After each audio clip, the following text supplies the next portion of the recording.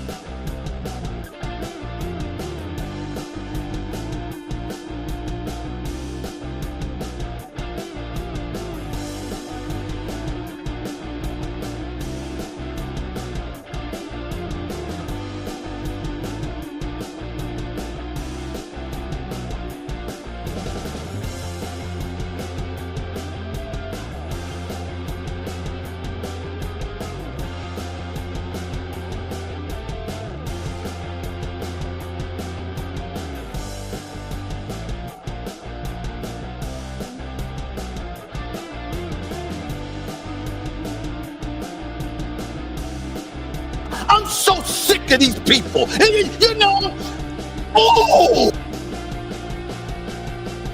Come on, Daddy.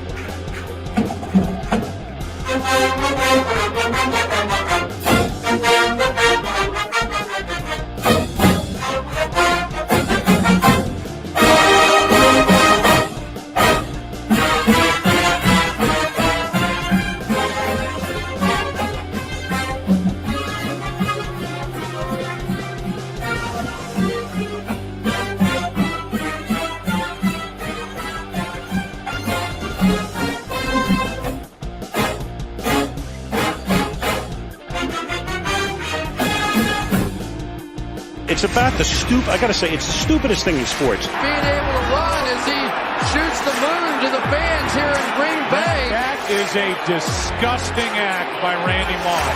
This is not Detroit, man. This is the Super Bowl. Ow! Ow!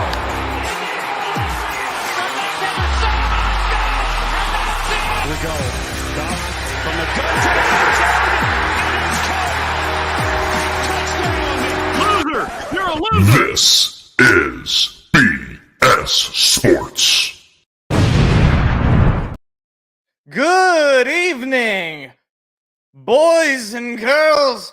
College football is back. The Spartans are back. Beautiful view of Michigan State University right there. Here we go. 7 p.m. opening night for my Michigan State Spartans, looking to get a big statement win here tonight against the Fighting Chippewas, the Chippewas of Central Michigan University. We got Tim Brando on the call, FS1. Everything's great. But, so, a few things going in here. So, MSU had the same record in our last 5 as CMU. So, we're going in very similar spot. Both teams unranked, obviously, looking at some of the ESPN stuff. We're going into this game. ESPN has us winning 88.1% of the time, with 11.9% of the time going to the Chippewas. I'm going to be honest, that's a little concerning. I would like that to be, less than 10%, but it's more. So, but the big story here, Noah Kim, just like a few, maybe 10, 15 minutes ago, was officially named the starter. Everyone was pretty much saying it, but it wasn't officially stated. So Noah Kim, he's going to go out there. He's going to be the starting quarterback for the Spartans. And I don't know. The limited time we got from him last year where we played the Akron Zips, he was decent, but the game was already a blowout. So it was like there was not a lot of pressure on him. And the offense is a lot different. I don't know. We'll see what actually ends up happening. But yeah. As it stands right now, if I go to play-by-play, okay, that's not what I wanted. Where did the things go? There's no longer the things. There we go. Okay. I want the game cast. I think this is just what it is. I don't know. But it's in East Lansing, Spartan Stadium, home opener. Look at Sparty running out there. Look at him run. All right, well, kickoff is next. So I'm glad that I did this because I like to have a little bit of wiggle room between when the stream starts and when the actual game starts, just so I can sort of break down what I'm going into. As far as what we're looking for this year, us Spartan fans, look, I'm thinking we got to win like 7 games at minimum. We got to be able to pull off 7 wins, or else I'm going to be very upset with Mr. Mel Tucker because last year was a slap in the face in pretty much every way. Offense was terrible. Defense was terrible. Everything was terrible. Blowing games in terrible ways. Awful penalties. Just bad. Just bad things all around was last year. And I still have some hope in Mel Tucker as this coach. I don't think that 2021 was necessarily a fluke. And I also don't think that it was necessarily all Kenneth Walker. And even if it was Kenneth Walker, that doesn't mean that we can't, get another Kenneth Walker, so to speak. Get another, big name player to kind of come in, transfer. We have another transfer running back out of UConn. I don't know if we're going to see him today. I think we will.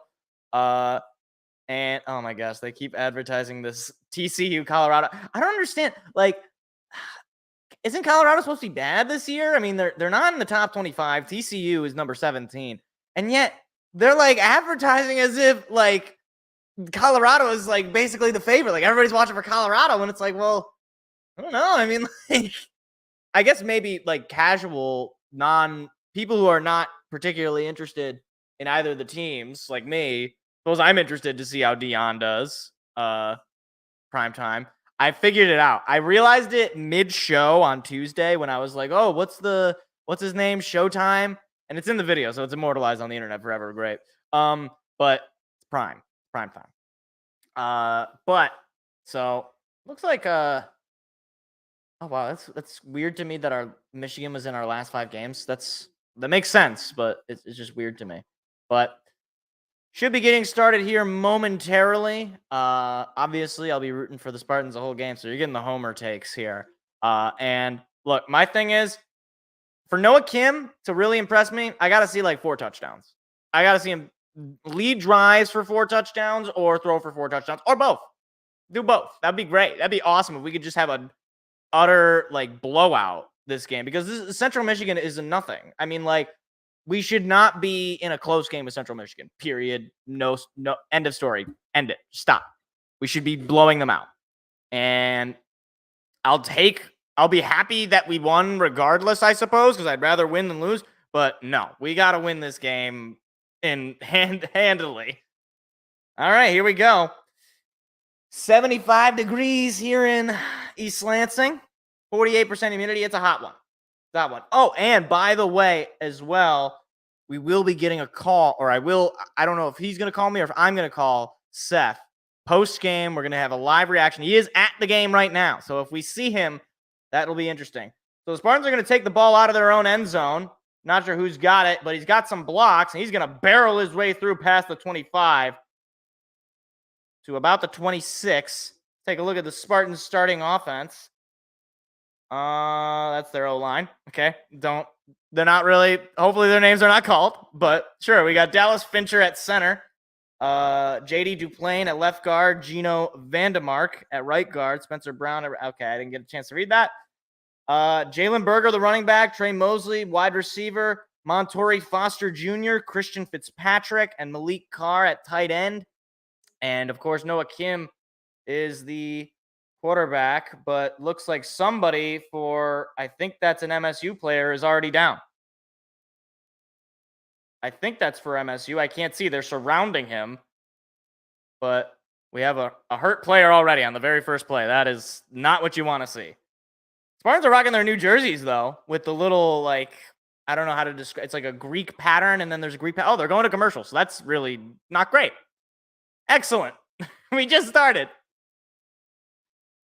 I don't know why it's not. Is there no, like, tracker on this? This is odd. I'm confused. Hold on. I'm realizing this is, like, not. Here we go. Come on. No?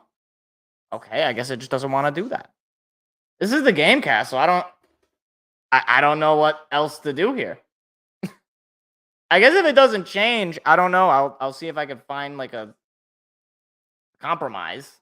But okay. So first play, somebody got hurt, so we're on commercial already. I hope it's not serious. I don't know who it was that got hurt. If it was maybe the return man, because he did kind of go down hard, but I thought he got up. I don't know.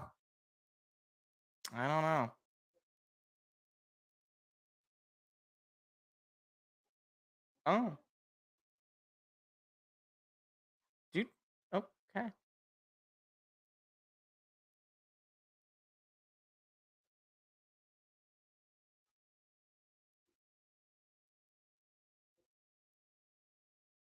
Whoa. A Hampton. Interesting. Arby's has boneless wings. That's just chicken nuggets, okay? Like, I'm not gonna, like, they're more convenient to eat generally, our boneless wings. So it's like easier to just sort of, pound them. But it's not wings. We need to come up with a new name for boneless wings. We just call them, like, I don't know, like saucy chicken. Yeah, we'll do that. We'll go with saucy chicken. Oh, man. I don't know if I'm more nervous. I'm probably less nervous about this game than I am about next Thursday with the Lions. They're showing the Sunday kickoff, but it's funny because the Lions are not on there because they're playing on Thursday. Oh, boy, they have the stretcher. Or the cart.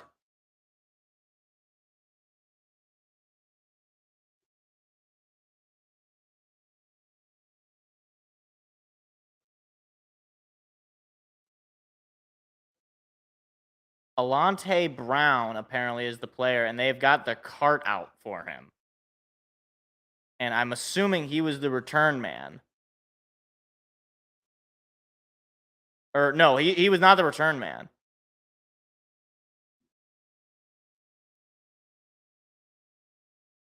Jeez. Man, that's brutal. I mean, like, are you kidding me?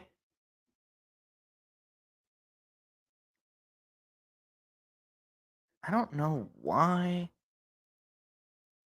Can I not get, like, yeah, now this is weird. I mean, okay, it has the time and everything. Maybe team stats, play-by-play, Gamecast. Okay, we'll just stick with Gamecast. I don't know if it's ever going to change, but all right, let's see. Oh, okay. So he got hit in the head and he fell. Oh boy. He fell pretty. Yeah, he got knocked. Probably got knocked out for a little bit there. But he's moving his legs, so he's all right. He's conscious now. That's what you like to see. But geez, that's I don't know if that's a big deal exactly. Alante Brown, I think was his name. But I mean, any injury is a problem, obviously. So, all right. Well, Spartans are going to be on the field here, and this will be the first time Noah Kim will start at quarterback after Peyton Thorne transferred out, and they're going to call a pretty big play change here or something, some sort of motion. Here's the snap. They're going to hand it off. Looking for a lane. He's got a hole. He's got a lot of room to run. Past the 50 and into the 45 is Carter. Well, that's a big-time run on the first play all the way into Chippewa territory. Wow. That hole, there was a big hole there. And I believe that was Carter, who is the transfer from UConn. Is I believe Nathan Carter. So on his first play, he makes a big run to put the Spartans in Chippewa territory. I don't know what this camera angle is right now. We're like in a weird angle here. All right. Here's the snap. Kim gonna hand it off again. Carter looking for a hole again. He's gonna gain about 4 or 5 yards there. Back-to-back handoffs to Carter have resulted in some gains. And he had broken a tackle to gain a few extra yards there on that first run. Talk about, making a good first impression. It is Nathan Carter. Last year, rushed for 405 yards, 6.2 average, and a touchdown with UConn. It's 2nd and 6 for the Spartans. Kim in the shotgun, a man to his right. Here's the snap. He's going to fake the handoff. Now he's on the run looking to pass. Kim going to lob it up in the air. It's caught. Is he inbounds, though? I believe that was Malik Carr. And it's incomplete. I believe he came down with it, but he did not get his feet in. He played 3 games last season, Noah Kim. 14 for 19, 174 yards, 3 tutties, no picks. And I guess the intended target, I think, was Carr, but he did not come down with it. 3rd and 6 for the Spartans. Here's the snap. Kim looking to pass. Kim going to fire one up the middle. Nobody home there. Incomplete. It'll be 4th and 6. And probably too deep for a field goal. And you're in sort of no man's land. I think they're going to keep the offense out there. And it looks like they will. They're going to keep the offense out there on 4th and 6. I mean, you're in no man's land. You kind of have to go for it. I don't know where Kim was throwing it there. And a whistle is blown. Flags are down. I think there might have been movement on the Spartan O-line. Oh, no, it's going to be offsides on Central Michigan. And that's going to change things because now if 4th and 6 becomes 4th and 1. So that could be a big benefit. Yeah, that's definitely jumping from the Chippewas first for sure. It's a good call. All right, well, now you're dealing with a much more manageable 4th down here. So we'll see what the Spartans' play call is. Kim is in the shotgun. He's got a man to his left.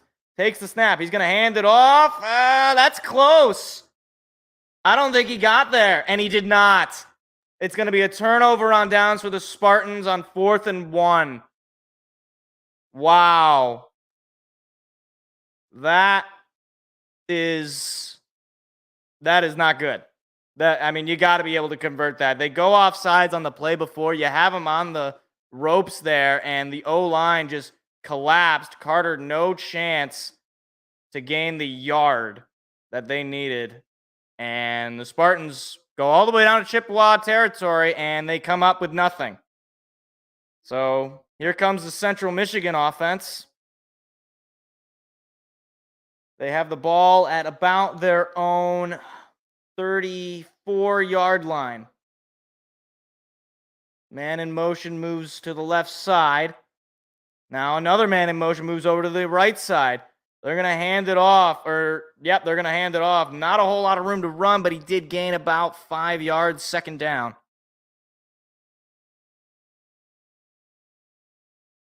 I do like the new Fox graphics. I thought I'd just point that out. The Fox graphics look pretty good. Miles Bailey is the running back for the Chippewas. Chris Parker, wide receiver. 2nd and 5 for the Chips. In the shotgun is the quarterback. Moves a man in motion, left to right. Here's the snap. They're going to hand it off. Or, no, he's going to keep it. And he's going to be able to get the first down. Just shy of midfield is Burt Emanuel Jr., the quarterback. Last year, he threw just 8 pass attempts last year in 4 games, 7 rushing touchdowns, 496 yards. So they do not pass the ball, or at least he didn't pass the ball a whole lot. Now it's 1st and 10 at their own 45-yard line. Here's the snap. Gonna hand it off, breaking a tackle, breaking another, and then getting the first down into Spartan territory.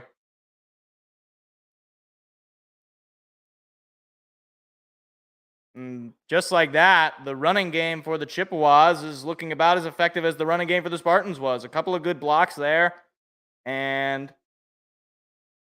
the Spartan defense just sort of collapsing a little bit.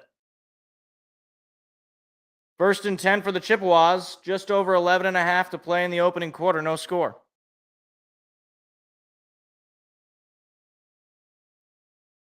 In the shotgun, a couple of men to his left and right. Moves a man in motion. Here's the snap. Now he's going to keep it, and he's going to throw it. Wide open, makes the catch, but is taken out of bounds, short of the yards to gain, a gain of probably 8, though. 2nd down. They are moving really effectively against the Spartan defense. Young with the hit on the quarterback, but he's able to get rid of the ball just quick enough to Hicks with the reception. And it is 2nd and 2 for the Chips. Here's the snap. Going to fake the handoff, looking to pass. He's got a lot of room. He's got a lot of speed. He's going to be able to run for the first down and get out of bounds at about the 30-yard line of the Spartans. And the Chippewas are moving down the field pretty effectively against this defense.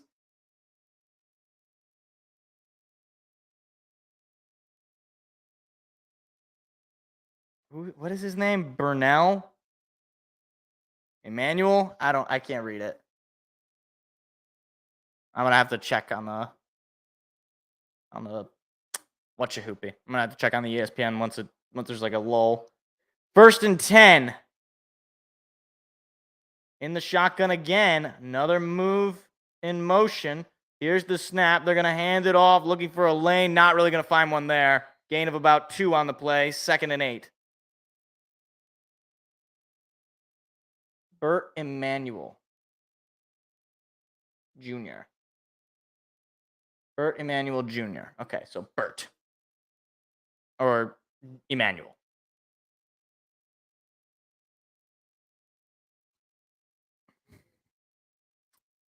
Second and 8 now for the Chippewas. Moving down the field pretty effectively.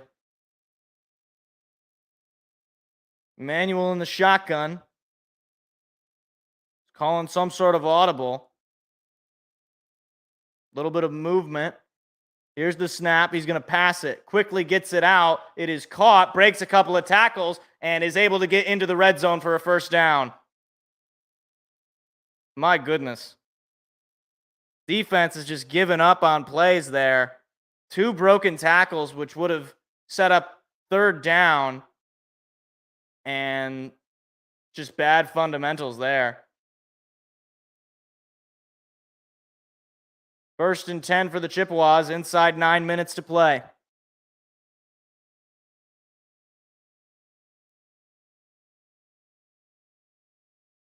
Here's the snap.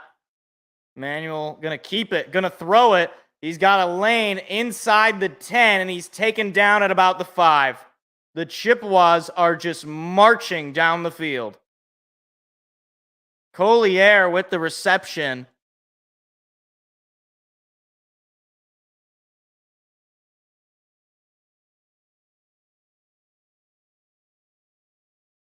Now, is it Emmanuel is his last name? Or Emmanuel, yeah. And so now it is 1st and goal for the Chippewas at the Spartan 5. Oh, and Spartans were calling for some sort of jump. Nothing was called, and Emmanuel's going to be taken down for a loss. That's a big play there for the Spartans to make 2nd and goal. Brantley with the sack for a loss. The Spartans were calling for some sort of false start there, but apparently no flag was thrown, and I suppose you'll take it. They lose yards and they lose it down. 2nd and goal for the Chippewas, just inside the 10 of the Spartans. Knocking on the door. Emmanuel 3 for 3 for 31 yards. Here's the snap. Emmanuel gonna keep it, gonna run with it, looking for a lane, not really gonna find one. He's stuffed for no gain. 3rd and goal. First 3rd down the Spartans defense has been able to force. Brantley again makes his name known.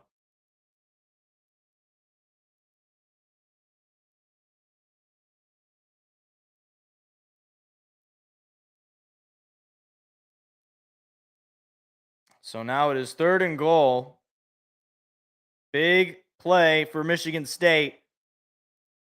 You cannot go down. You cannot let this Chippewa team come up and score first on you. Certainly not a touchdown.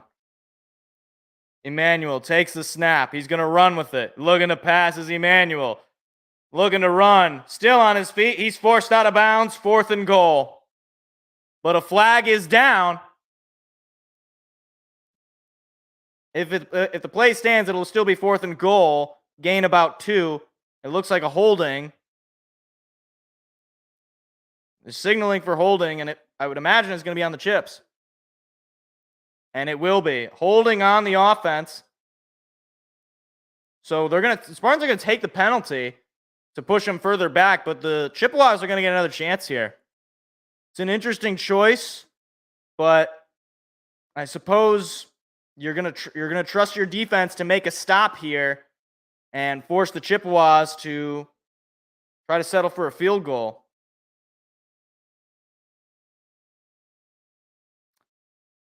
But the Spartans got to make the stop here. 3rd and goal again. Just inside the 20 now are the Chips. Here's the snap. Emmanuel looking, firing up the middle. It is incomplete. Off the hands of the intended receiver. 4th and goal.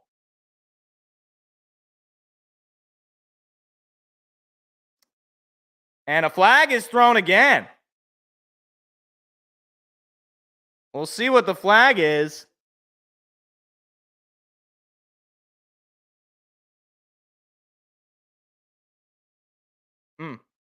Just out of the hands. I mean, he wouldn't have been able to score. But you got to be able to make that catch if you're Central Michigan. Oh.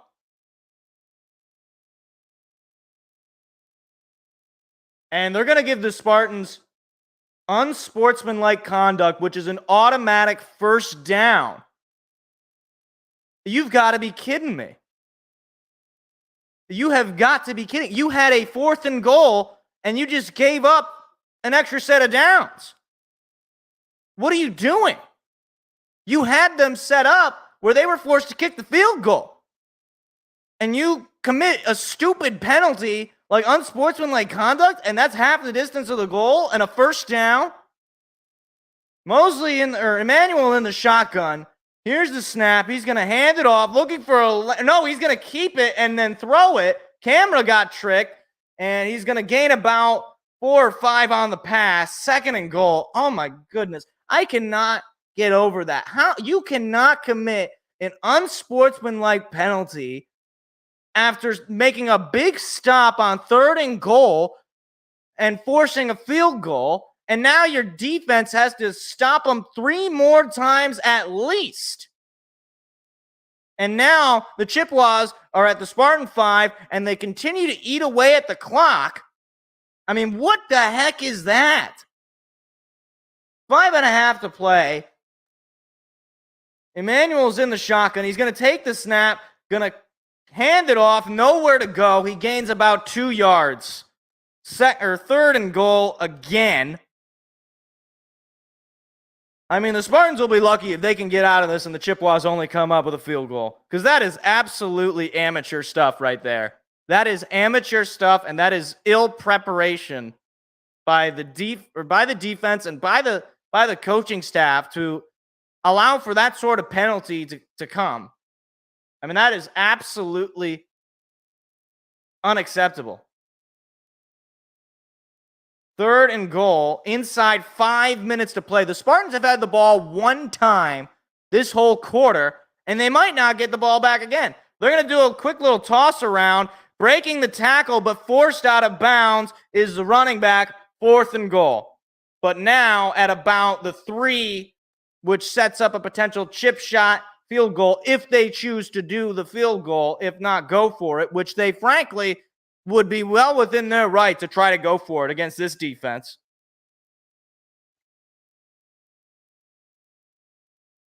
And it looks like the offense is going to stay on the field. I think they're going to try to get a touchdown here. 4 minutes to play in the first quarter. 4th and goal from inside the 5. And they're going to keep the offense out there. They're going to go for it. Down at the 2. Emmanuel, he's going to fall to the ground and he's going to be sacked. Wow, the Spartans just caught a hell of a break. Emmanuel Jr. fell to the ground on the snap, and a sack is recorded by the Spartans. Turnover on downs. The Spartans are going to get the ball with no score. 3:45 to play in the opening quarter. My goodness, talk about an awful drive. An awful showing from the defense. I'm so sick Stephen of these A. people. You know, oh, That is so bad. That is so bad. You had them pinned. You had them pinned to where they were going to have to try to kick a decently long field goal. And you give it up, and granted, look, I suppose it worked out, quote unquote. You managed to get turnover on downs, they don't score anything, but I'm sorry, that is not how that situation is supposed to unfold. You got lucky. You got bailed out. So you know what? You got bailed out. Offense, Noah Kim, you got to come in and you got to you got to set something up. You got to go down the field and you got to score. I don't want this is ridiculous. This is ridiculous. I mean, you got Emmanuel Burt here, or Burt Emmanuel. I don't know, throwing for more yards than Noah Kim has. Noah Kim 0 for 2, no yards. At least Nathan Carter, hey, 3 carries for 35 yards. That's pretty dang impressive, Carter. I like to see that. And if Carter is going to run our offense, okay, fine. But we don't really know who this guy is. So, man, that's just bad. That's bad. You can't do that on defense. You just can't. Goodness. It'd be one thing if it was a in-play penalty. That would be bad enough. But an after-the-play, unsportsmanlike conduct, that is unacceptable. That is absolutely unacceptable. My goodness. Oh, gosh. they've been waiting for a while. New Orleans has been waiting for a while. Jeez Louise. Yeah. So, Spartans are going to get the ball back pretty deep in about their own, inside their own 10. So, not great field position for the offense. But I don't know. We'll see if we can get out of it. If we can have a long drive here. The rest of the first quarter, in theory, is going to belong to us. And I'd like to score in the first quarter against Central Michigan. I don't know if that's too much to ask, but I would like to score. Please. Goodness.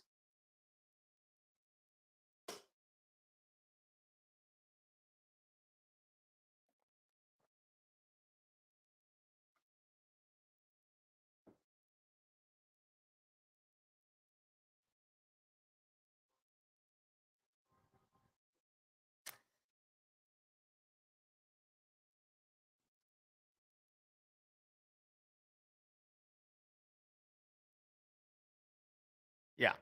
Talk about a break. Thanks, Tim Brando. Yeah. They definitely caught a break. That's for dang old sure. Spartans are going to get the ball at their own 9-yard line. 3:45 to play in the opening quarter. Noah Kim is out in the shotgun, a man behind him, a couple of wideouts on his left, and a man on his right. Here's the snap.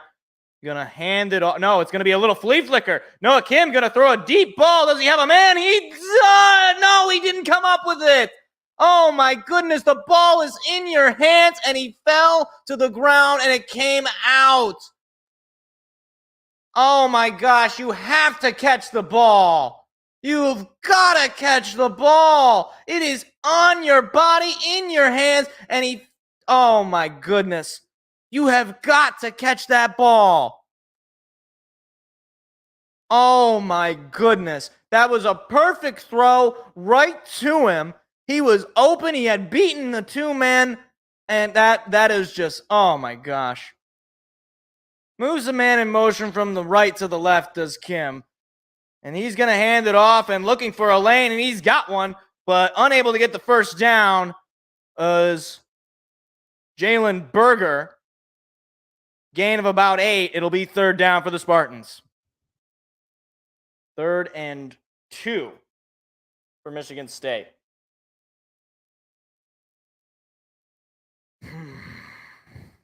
And you cannot go 3 and out after that defensive showing. You just can't.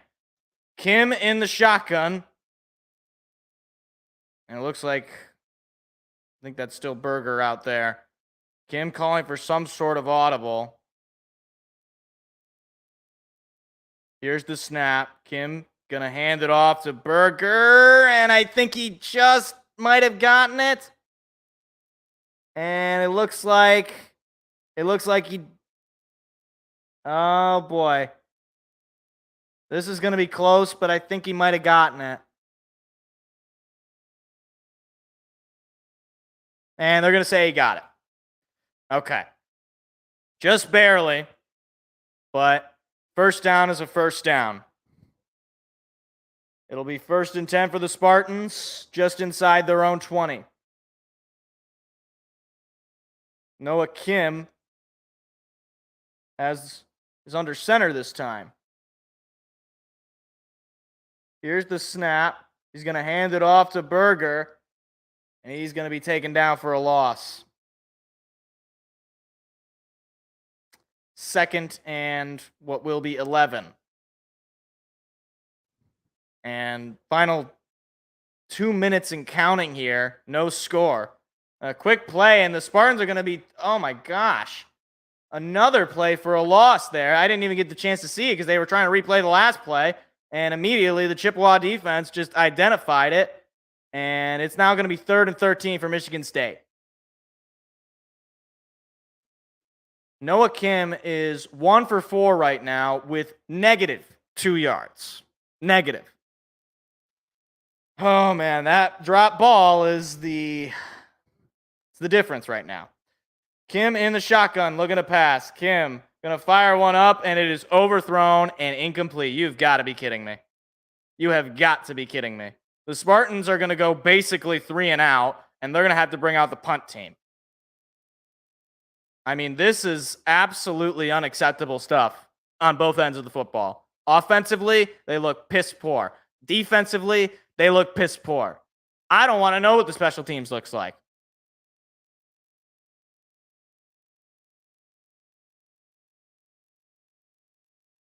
And now it'll be 4th and 14 for the new punter for the Spartans, as Bryce Behringer went in the draft. Punt is going to be at about Chippewa territory and probably about the 42-yard line. A flag is down. We'll see what it is. As it stands, it's Chippewa ball about the 42.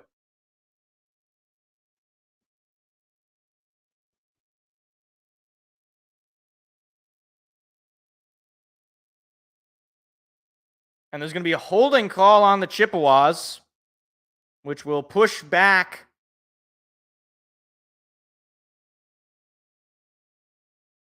wow, but no score. Final 58 seconds of the opening quarter.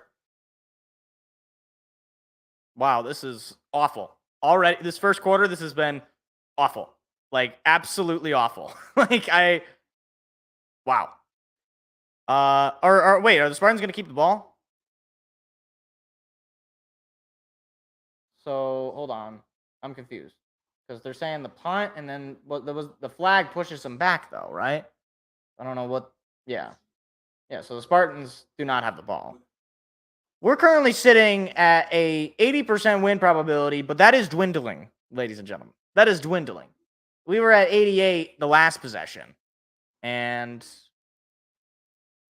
we're now sitting. CMU is going to have the ball on their own 32-yard line.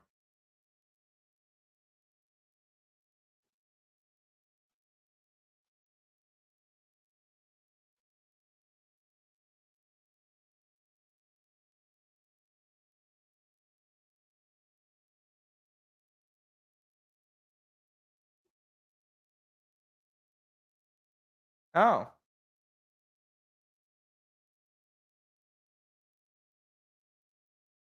Oh, a new season of Kitchen Nightmares is back.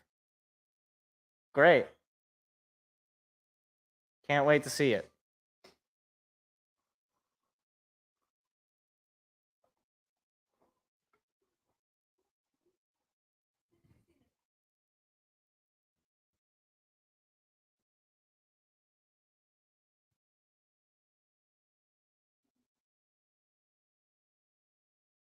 What?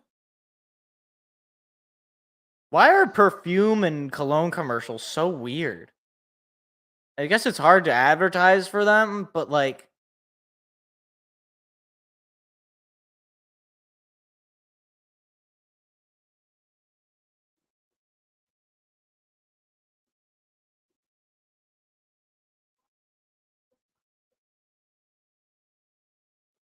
oh my gosh.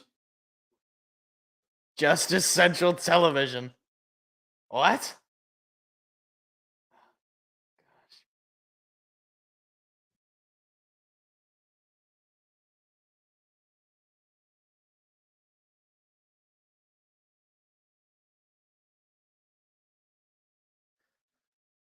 Oh man.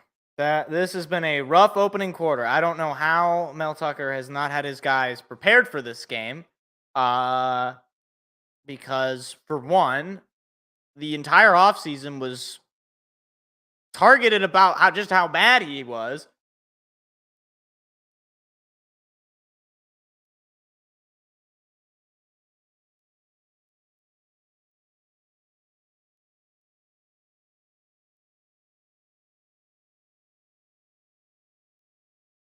So it'll be 1st and 10 for the Chippewas. Emmanuel in the shotgun. A man to his right. He moves 3 men in motion to the opposite side. Here's the snap. They're going to hand it off. Looking for a lane. Not really going to find one. It'll be maybe a gain of 2 or 3. 2nd down.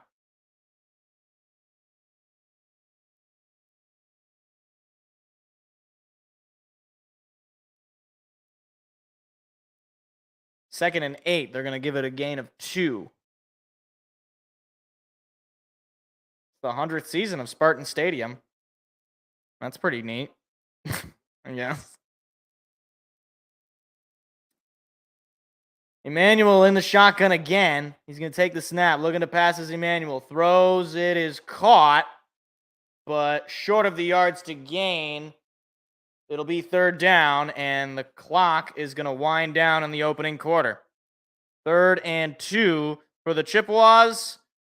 And that'll be the end of the opening quarter. No score after 1.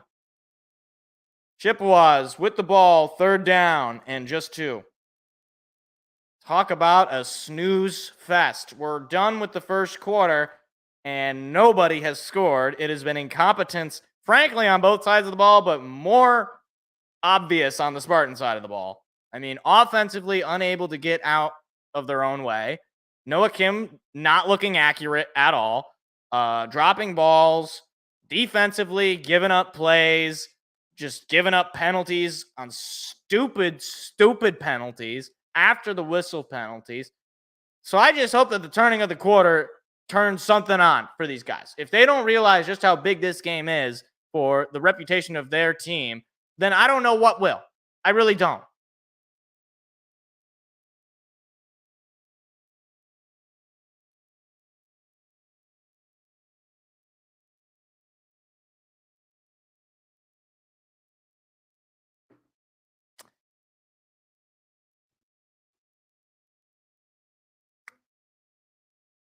Every side of the football, just awful. If it's not one thing, it's the other with this team. Unable to convert on a 4th and 1. Unable to catch a ball when you're wide open. Unable to get a stop on 3rd and 1,000,000 without getting a penalty. I mean, it's just ridiculous.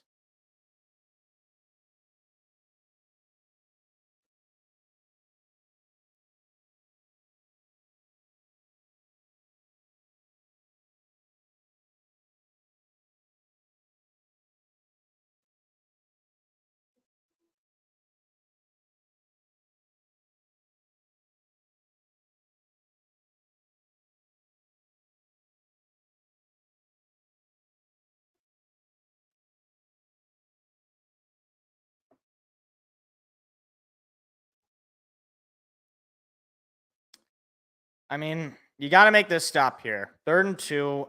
I know it's not an easy stop, but you just kind of have to. Like, sucks. We can't afford to allow CMU to control the clock like they have. They controlled most of the first quarter. We had 2 possessions in the first quarter.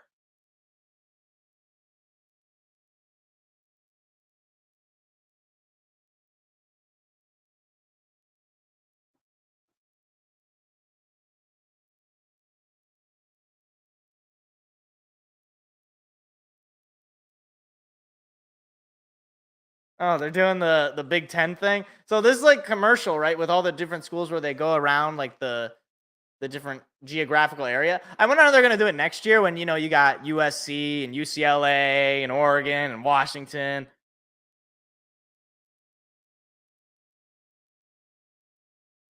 Because, like, it makes sense when they do this, right? Because all the places are relatively close to one another. But I don't know what they're going to do for next year.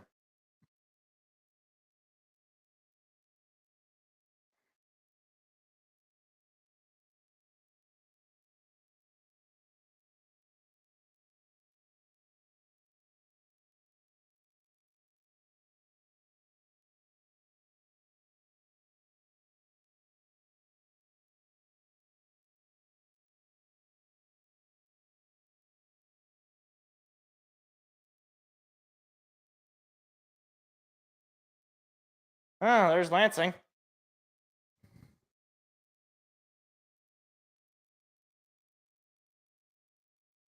No Seth spottings, though, by the way, on the television. All right. Chippewas on 3rd and 2 from their own about 40-yard line. Emmanuel in the shotgun. Here's the snap. They're going to hand it off. Looking for a lane. He's going to get there just barely. A first down for the Chips, and the drive stays alive. Bird Emmanuel in the first quarter, 5 for 6 for 41 yards.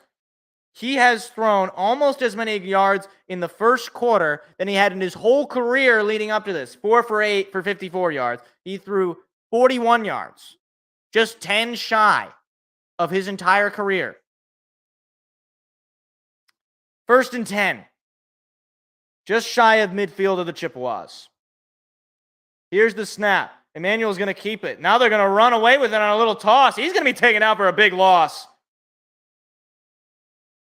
And that is Young with the tackle. That was a trick play that did not work out. The Spartans read right through it. It was a run play from Emmanuel. He's going to toss it over, but there was a man in green who said something about it. So it'll be 2nd and long for the Chippewas. And I mean long. 2nd and 19. Can we stop them now? Or, I don't know. It seems like maybe we need another 15 yards back. Emmanuel in the shotgun. 2nd and 19. Ball at his own 35. Takes the snap, looking to pass. Emmanuel has time, still has time. Under pressure. Now he's on the run. He's going to try to keep it, and he's going to run out of bounds and gain maybe a yard. 3rd and long. Probably 3rd and 18. Kobe Windman was applying the pressure there. So 3rd and 18, they give him the 1 yard. Now, this is a situation in your defense, you got to get off the field. I mean, 3rd and 18, please. You can't give up a play here.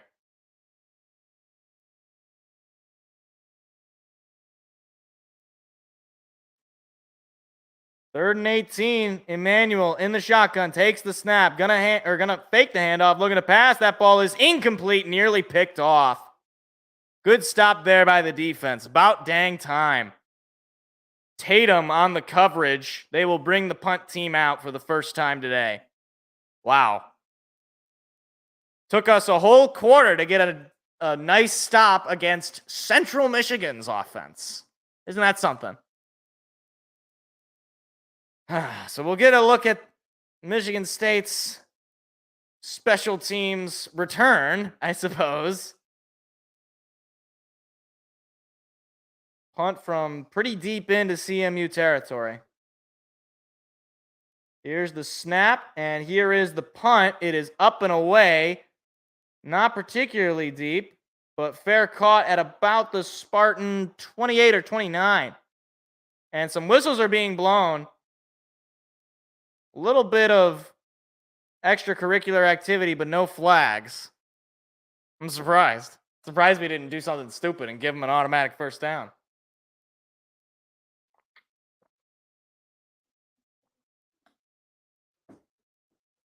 I could use a KFC $20 fill-up box.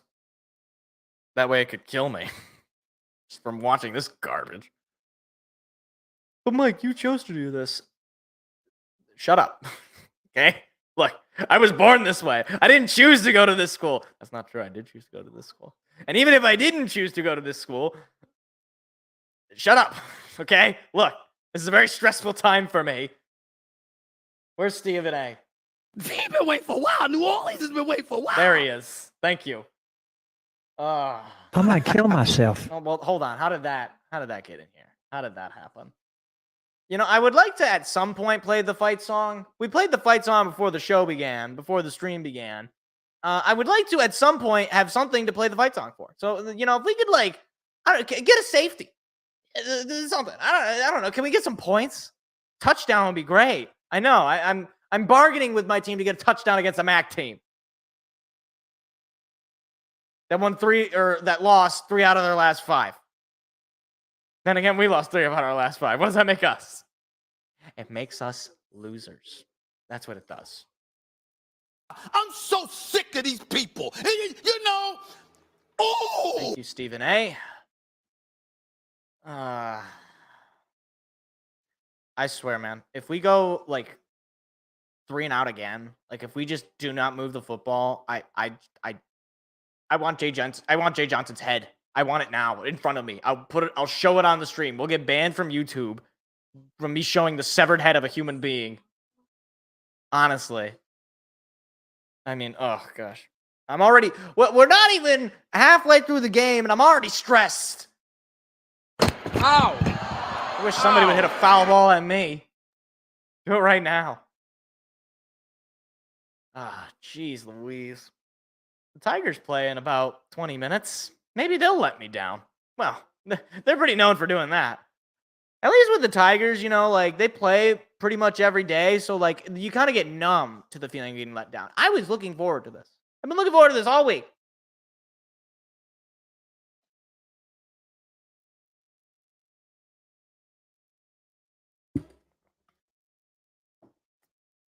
Yeah, thanks for reminding us, guys. I had never seen Keon Coleman. I did not know he looked like that. Maybe he got a new haircut or something. He looks different than what I thought he looked like. I don't know. They're always wearing helmets. Kim is going to take the snap, and he's going to run with it. And he's not going to gain a whole lot there. He might have gained a yard running out of bounds. Not really sure what the play was there. First two possessions for the Spartans, a turnover on downs, starting from their own 26, and then starting from their own 9, resulting in a punt. 6 plays on that last drive, by the way. Only 5 plays from the other one. 5 plays for 40 yards, but still. Well, they gained 2 on that QB run from Kim. Here's the snap. They're going to hand it off to Carter. Carter trying to break free, unable to gain much. He gained maybe 3 or 4. They're going to give him 3, 3rd and 5 for the Spartans. Oh, jeez. You have got to be kidding me. You have to get this. I mean,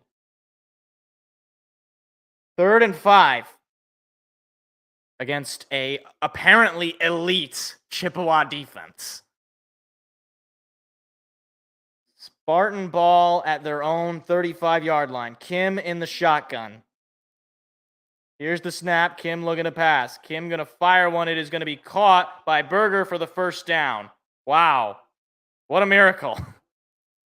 This is a short pass to Berger, able to get the extra yards after the catch for a first down to keep the drive alive.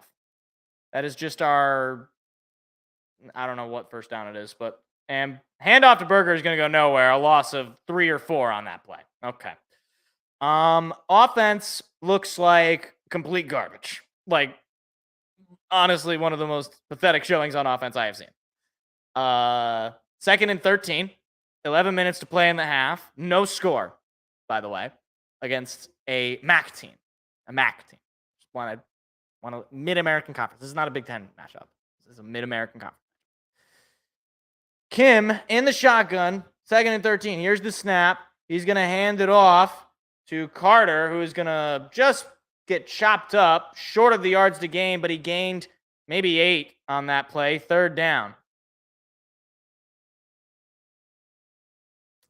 3rd and 5 again. Just shy of midfield of the Spartans. Going to try to be quick. Kim looking to pass. Kim has time, still has time. He's going to fire one high. It is incomplete. 4th and 5. And the Spartans are going to have to bring out the punt team again. Are they going to go for it? I'm hearing they're going to go for it. Are you serious? They're serious. They're going to go for it. What? Why are you going for it? Okay, no, they're not going to go for it. Okay. They're bringing the punt team out for the 2nd time. This is absolutely awful. This is so bad. Eckley, the punter, is out for the 2nd time in this quarter. Punt is up and away, and it's a pretty good punt, and it's going to roll, get a Chippewa roll just inside the 15. So the Chippewas are going to get the ball again. Still no Seth spotting. Yeah, I think we all want to cheer badly, but they're not giving us a whole lot to cheer for.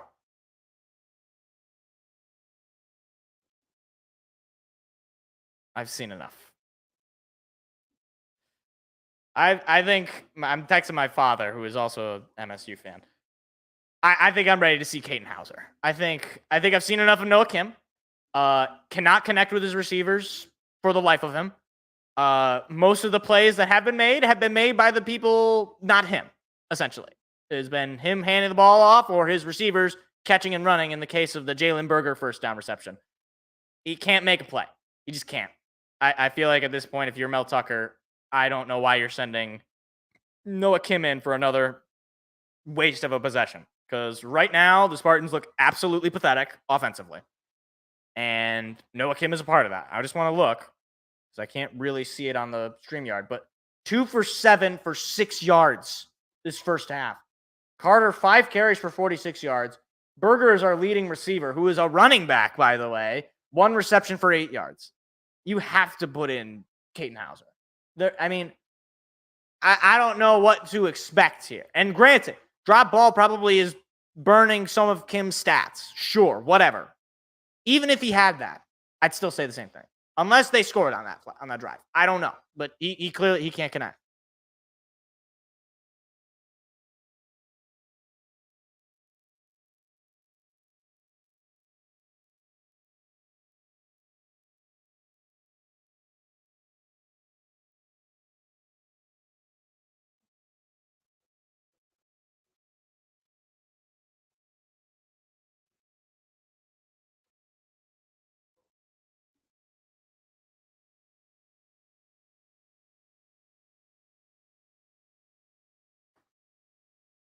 I mean, I just don't know how.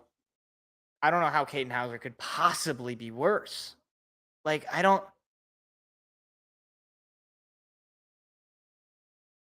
Hi, Shaq. Boy, that printer looks so tiny next to it. That printer is big.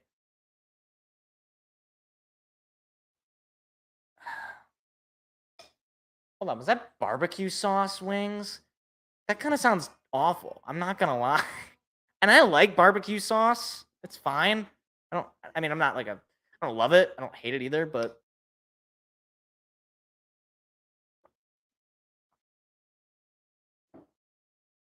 I don't know that it's the biggest. It's like I feel like TCU is gonna put 100 on 'em.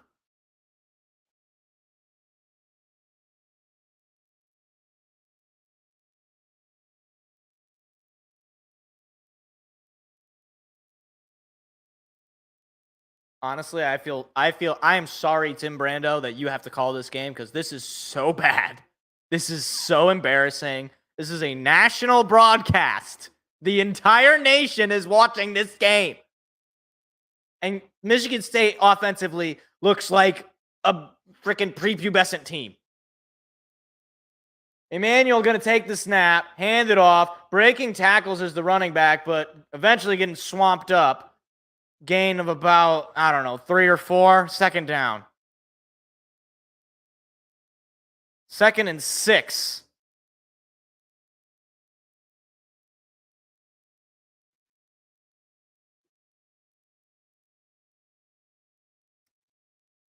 Emmanuel in the shotgun. Here's the snap. Emmanuel going to run with it. He's going to keep it, looking for a lane. He's not really going to get anywhere. I think maybe they give him a yard, but it'll be 3rd down. Maybe they don't give him anything. He was shoved out of bounds by the defender. I don't know if he got anywhere. Yeah, they're not going to give him a yard. 3rd and 6.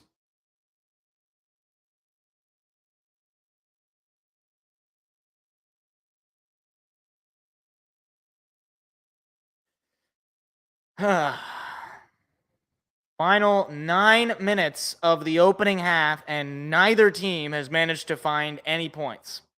3rd and 6. Here's the snap. Emmanuel going to throw it. It is caught, but not going to get the first down. A nice play there by Smith to shut down that receiver and complete the tackle. It'll be 4th down. The punt team's going to come out for the Chippewas. 4th and 3. Gain of 3 on that play. Defense, or are they going to keep the offense out there? No, I think they're running out. Yeah, punt team is out. I will say, after that opening drive from the defense has locked it down. They have not let Central Michigan move the ball effectively at all. Here's the snap, and here is the punt. It is a shallow punt that is going to be probably actually within Chippewa territory. So pretty good field position for the Spartans. We'll see if the offense can finally come to life, because otherwise things are just not good.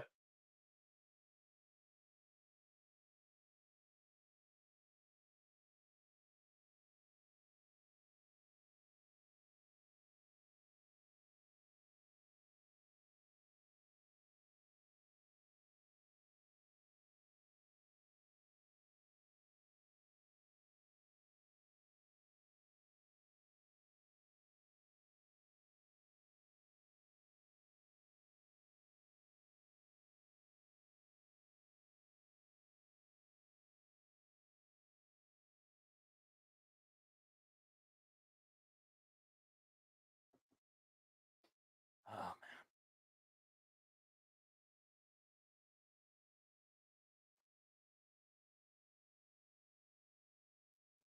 I do like the progressive commercials. The progressive becoming your parents commercial specifically. Mostly because I can find myself relating to them. And I'm not even a parent. Okay, I'm not even married. I don't have any children. So yeah. I don't know what that says about me as a human, as a person, as a being in this world. I don't know what that says about me, but I guess we'll find out. This offense so far, though, absolutely unimpressed. Not only am I unimpressed, I am disgusted by this offense. This is pathetic. This is Central Michigan. They're not exactly the Steel Curtain. I mean, you can be bad, but you can be acceptable bad. You can be marched down the field, and I don't know, you got to kick a field goal. You can't even do that.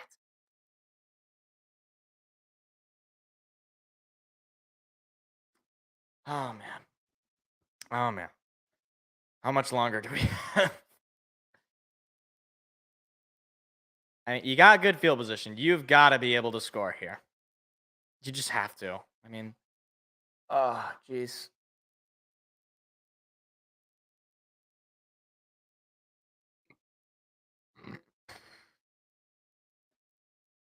I would like to come to Tuesday on a victory Tuesday. That'd be nice.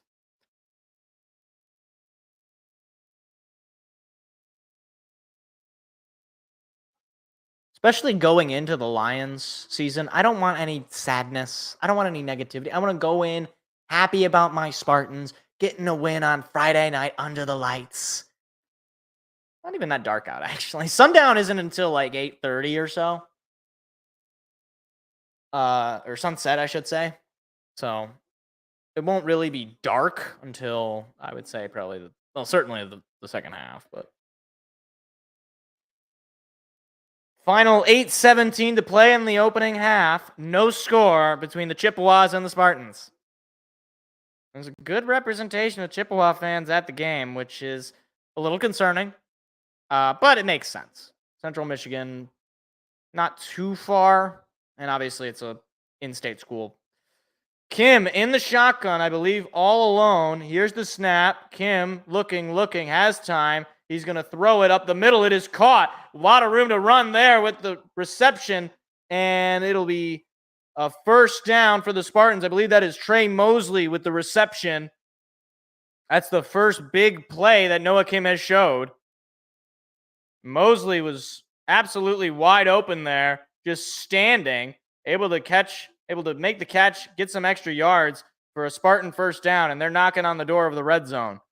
Here's the snap. Kim gonna hand it off. Carter looking for a hole. I don't know where he thinks he's going because he's going for a loss. That's not good. Or that was Berger, excuse me. Not going anywhere. He'll lose a couple of yards. I mean, goodness gracious. Seems like every offensive drive we have a play for a loss. Was that Trey Mosley? I didn't even get a chance. But that was the first nice pass that Noah Kim threw all game. Was that one. He's 3 for 8 for 29 yards. 2nd and 12. So we're going to need him. Here's the snap. Kim looking to pass. Kim going to fire one high, and it is incomplete. Another one targeted at Carr that he cannot come up with. I mean, does this guy have stone hands?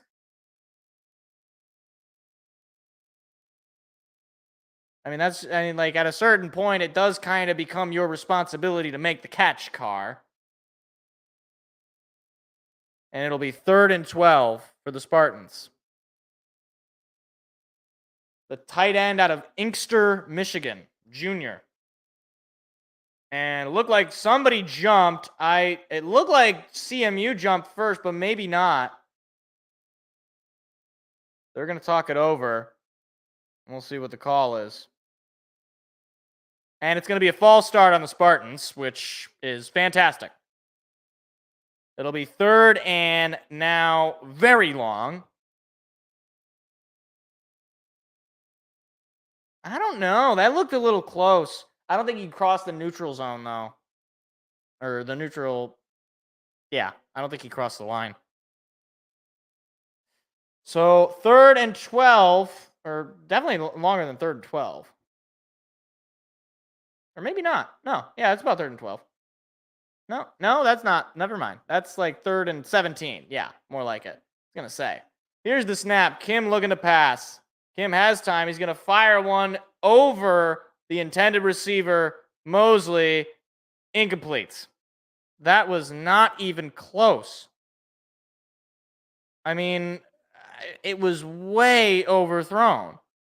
He is not impressing by any stretch of the imagination. Now, Mosley, I wouldn't say he was open. He was pretty much covered there by Kelly, but that was a ball that was way over his head. There was no chance he was going to be able to make that catch. So now the Spartans are going to try a field goal. Now, they were awful at this last year. This will be a 47-yard attempt to take the lead. Here's the snap. The kick is up, and it is good. The Spartans take the lead. An early field goal puts them on top. So finally, Noah Kim led a, technically speaking, scoring drive. I don't even want to play the fight song for that because that was terrible. 3-0 Spartans, 6:55 to play in the half. All right, fine, we'll play the fight song. I'm going to do a sad rendition of it.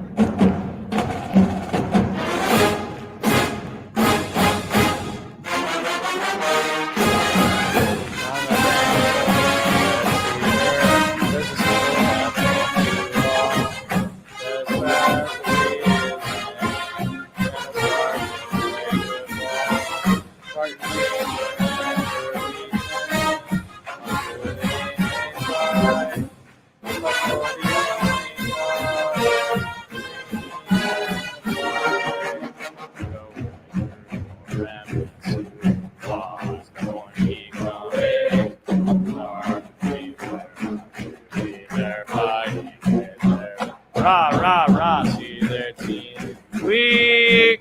They're gonna win this game. Fight, fight, rah, team, fight. Victory for you.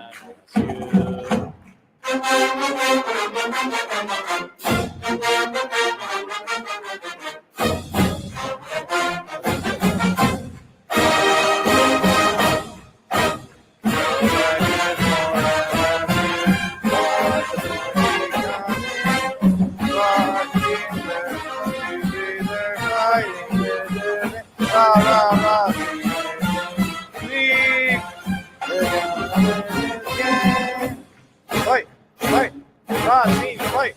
Victory for you.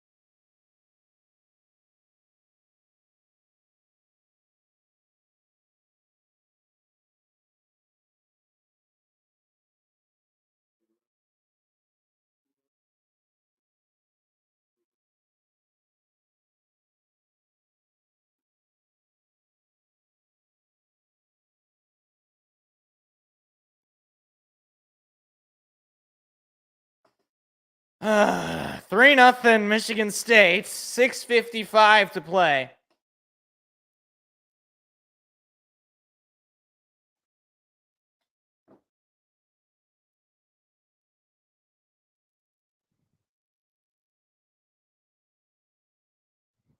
So Michigan State will kick it off for the first time today. Sitting at a 81.6 win probability for the Spartans with a 3-0 lead. At least the defense has looked much more competent, so hopefully they can make a stop and bring the offense back on the field to run it back. Long kickoff well into the end zone, and the Chippewas are going to take a knee in the end zone for a touchback.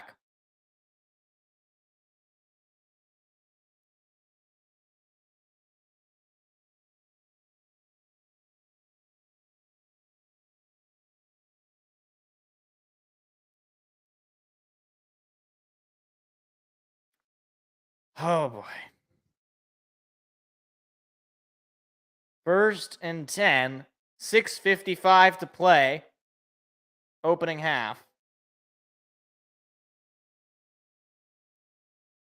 Jim McElwain.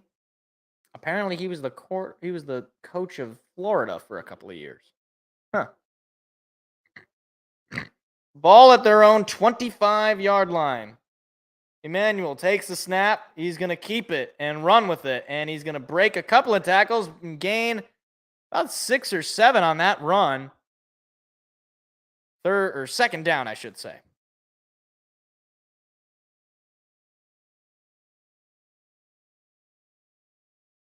That was Young and a couple other defenders made the tackle. 2nd and 3, a gain of 7 on that run from Emmanuel. Here's the snap. Emmanuel going to hand it off this time, and he's going to get stuffed, but gain maybe 2 yards on the play. It'll be 3rd and short, and pretty darn short at that. 3rd down for the Chips. 3rd and 1. They're going to be quick here. Emmanuel going to throw it. It is incomplete. Missed his target there, who was wide open. 4th and 1, and a decision is going to have to be made here. I would imagine the Chippewas are just going to punt it away down 3. Maybe not, though. I mean, this is the way that the run game has been working for the Chips. They might keep it in. And I'm not sure. It looks like they're walking off the field, and they will just go ahead and punt it away. So another nice stop there by the Spartan defense. I mean, hey, I guess if there's one positive I can take away is that the defense is looking a lot better, making these tough stops. Here's the snap, and here comes the punt. This one's a little bit deeper. Spartans are going to try to take it out. Breaking free of a tackle, but not breaking free of the next. He is taken down at about the 24, maybe 25-yard line. Spartans up 3-0. 5:52 to play in the second quarter. It's the wonder dog. It's Zeke. Is it the same dog? It's got to be a different dog, right? No. I mean, I guess it could have been, like, I'm saying, if there was a previous Zeke the wonder dog. Like, if Zeke, I don't know how long Zeke the wonder dog has been a thing at Michigan State. At least since I was there. Probably before I was there.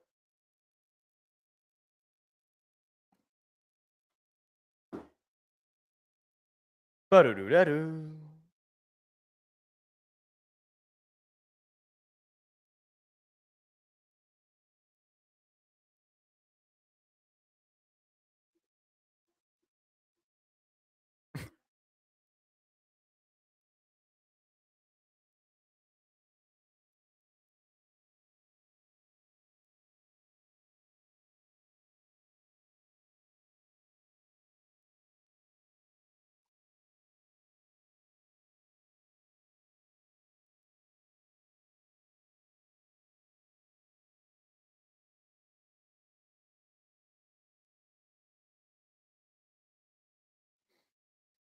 Oh, man.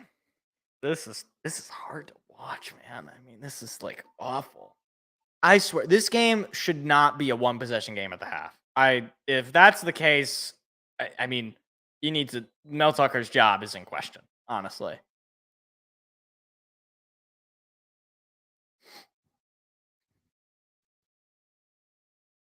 If it wasn't already in question, it certainly has to be in question further.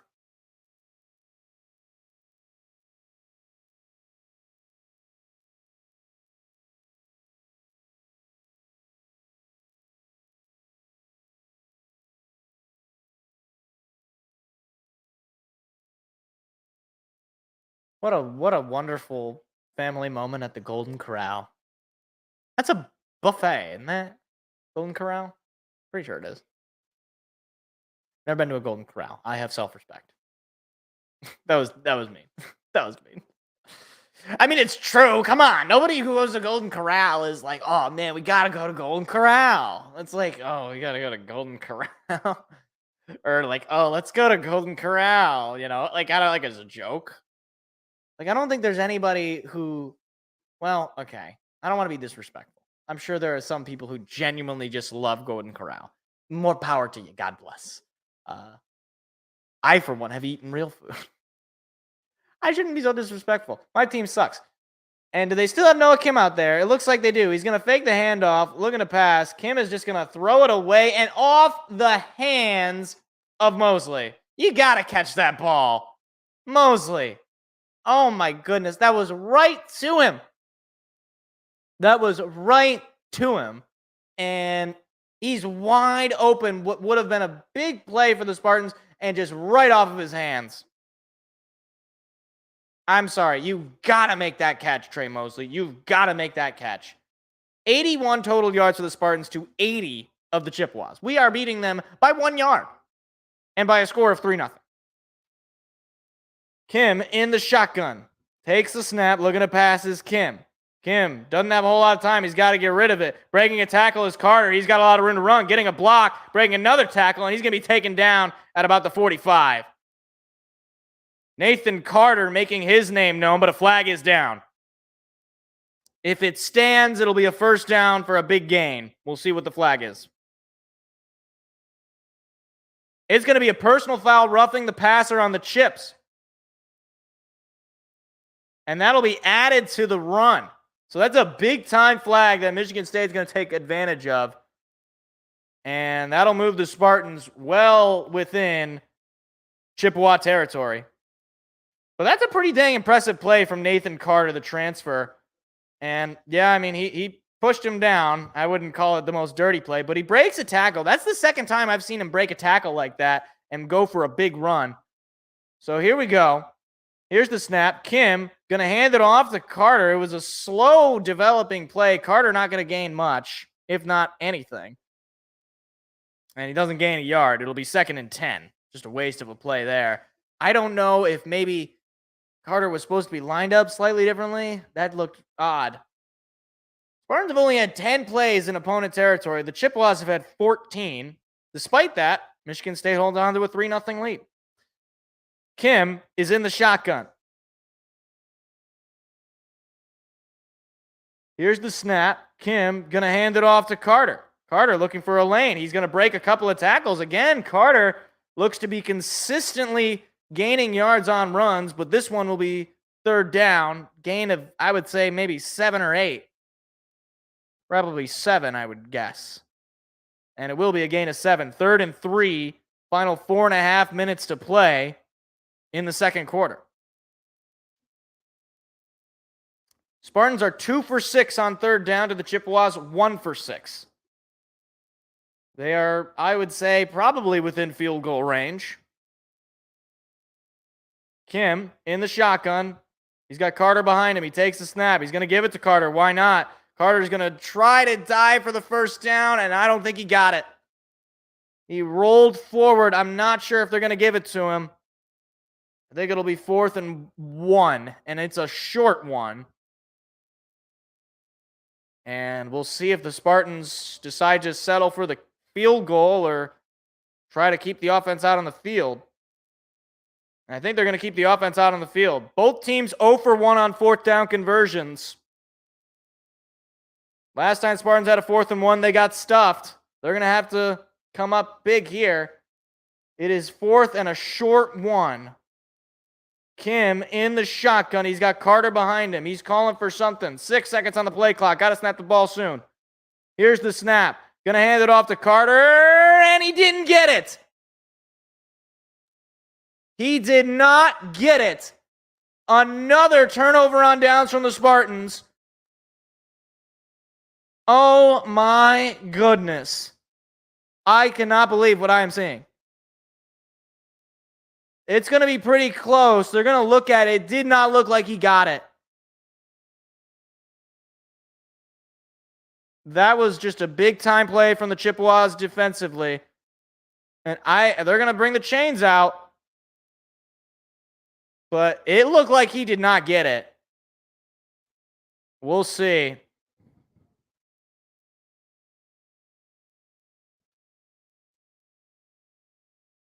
Oh, yeah, he is well short.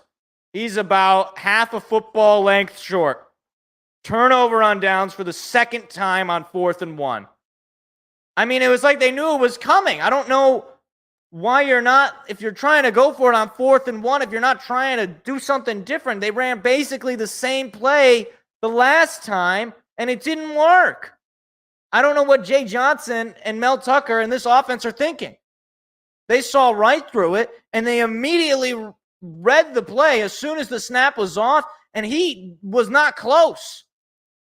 So the Chippewas are going to get the ball back on a turnover on downs.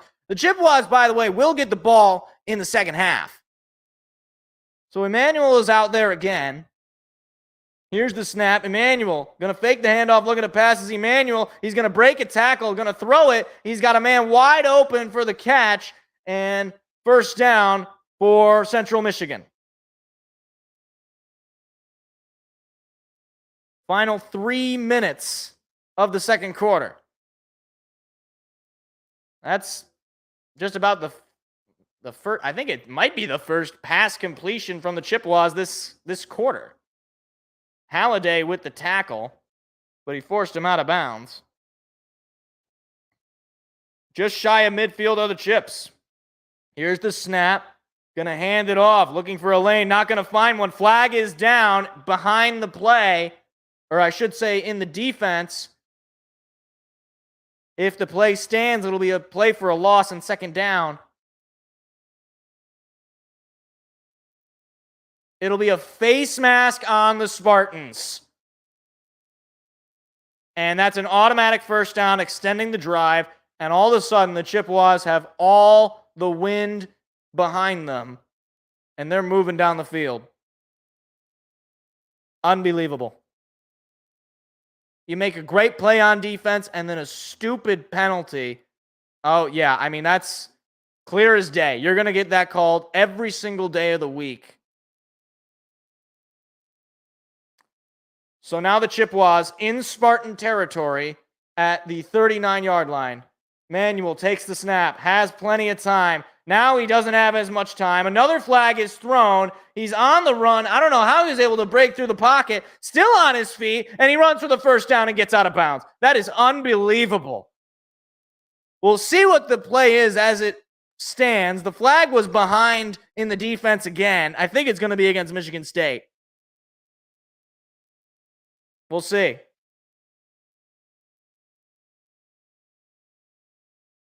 Another face mask call on the Spartans. Are you kidding me? Back-to-back face mask penalties. What the hell are you doing?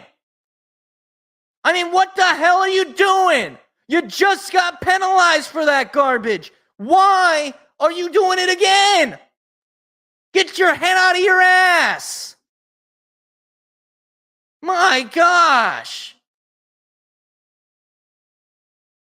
1st and 10 for the Chippewas. Final 2 minutes of the first half.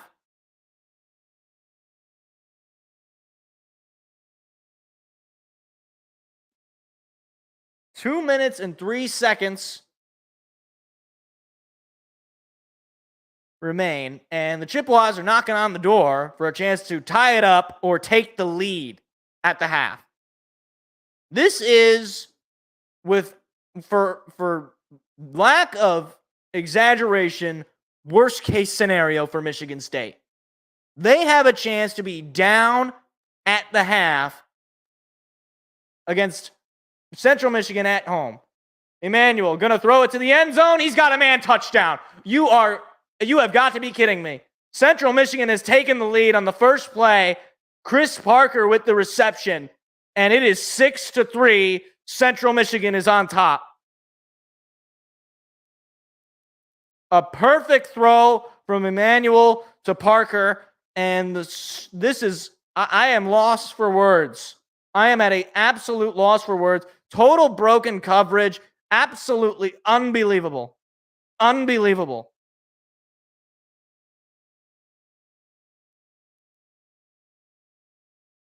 Here's the snap. The extra point attempt is up, and it is good. 7-3, Central Michigan on top. This is bad. This is very, very bad. I mean, it was like the defense was on another planet. Wide open. Wide open. I think he might have been able to land a plane.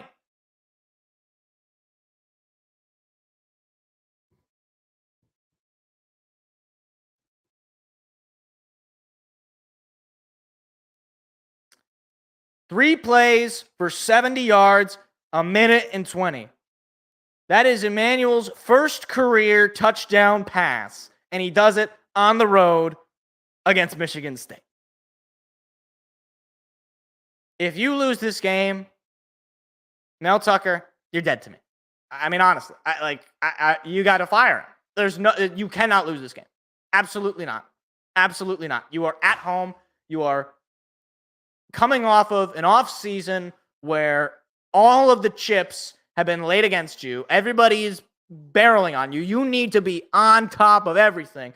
And you are currently, right now, down by 4 with 1:51 to play and probably the most pathetic offense I have ever seen in my lifetime. And a terrible return on the kickoff from Brown. Spartans are going to be in pretty poor field position here. I mean, the face mask penalties on back-to-back plays totally screwed the defense.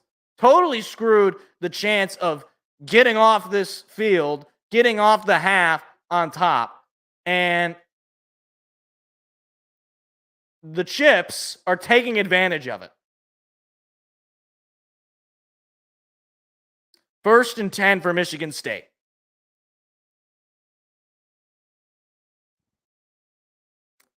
Kim takes the snap, looking to pass. Kim going to throw it. It is caught. And I don't know if he's going to be just short of the first down. He might have just gotten it. But he runs out of bounds to stop the clock. And I think they're going to give him the first down. It looks like they will. 1:41 remaining. Ball at their own 26-yard line. Kim in the shotgun. Takes the snap. Looking to pass is Kim. Kim going to throw it. It is caught and unable to break free of the tackle as he is taken down in midfield. I don't know who that was who made the catch. Couldn't see the name. But it'll be 2nd down, a gain of maybe 7 or 8. Here's the snap. Kim looking to pass. Kim going to fire one up the middle. Incomplete. Carr was the intended receiver, and he just totally overthrew him. That's a touchdown if he connects with Carr. And boos are laying down on this offense right now and on Noah Kim. Malik Carr was wide open. Wide open. If he catches that football, he is down the sideline for a touchdown. And Noah Kim unable to connect with him. Spartans are 2 for 7 on 3rd down. This is a 3rd and 3. Here's Kim. He's going to throw it deep this time. And this time he will connect. About time a big play is made. And the Spartans are moving down the field. 1st and 10 on a big-time pass and catch from Kim. Now into Chippewa territory. Here's Noah Kim in the shotgun. Man to his left. Here's the snap. Looking to pass. Kim has time. He's going to fire one deep and overthrown, incomplete. No flags. Boos are coming down. I thought there might have been a flag. He was pushing the receiver down. I don't know who that was that caught that ball, but that was a fine catch. But this last play, I mean, again, overthrowing the man and a hit from behind on Kim. No flag there either. 2nd and 10 for Michigan State. Kim takes the snap, looking to pass. Kim has time. He's going to fire a deep shot. He's got a man. It is caught for a 1st down and goal. And now he's got it at the 5. Chance to go up here. Noah Kim finally showing some life on offense. It's 1st and goal from the Chippewa 2. Here's the snap. Kim gonna hand it off. And he's gonna find a lane. He's gonna get in for a Spartan touchdown. Nathan Carter and the Spartans have reclaimed the lead. Just like that, the offense comes alive. Touchdown, MSU. That is more like it. Noah Kim in 2-minute drive mode came alive, and Nathan Carter again breaking tackles through the defensive line, and the Spartans have finally come alive on offense.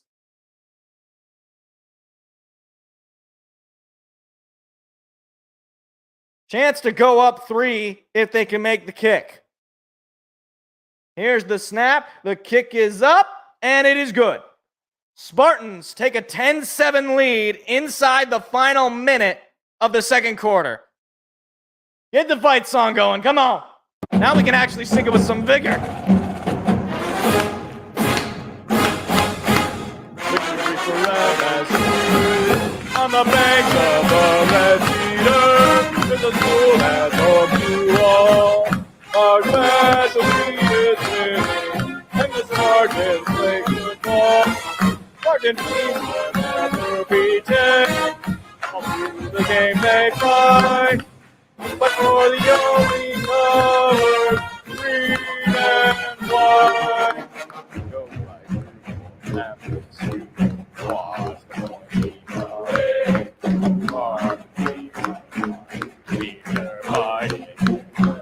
rah, rah, rah, see their feet. We gonna win this game. Fight, fight, rah, team, fight. Victory for MSU.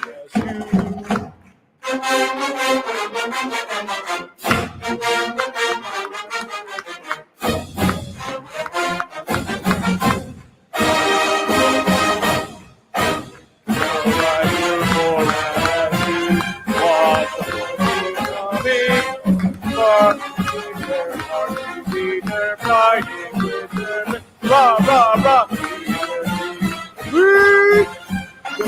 Win this game. Fight, fight, raw team, fight. Victory for MSU. Jeez Louise.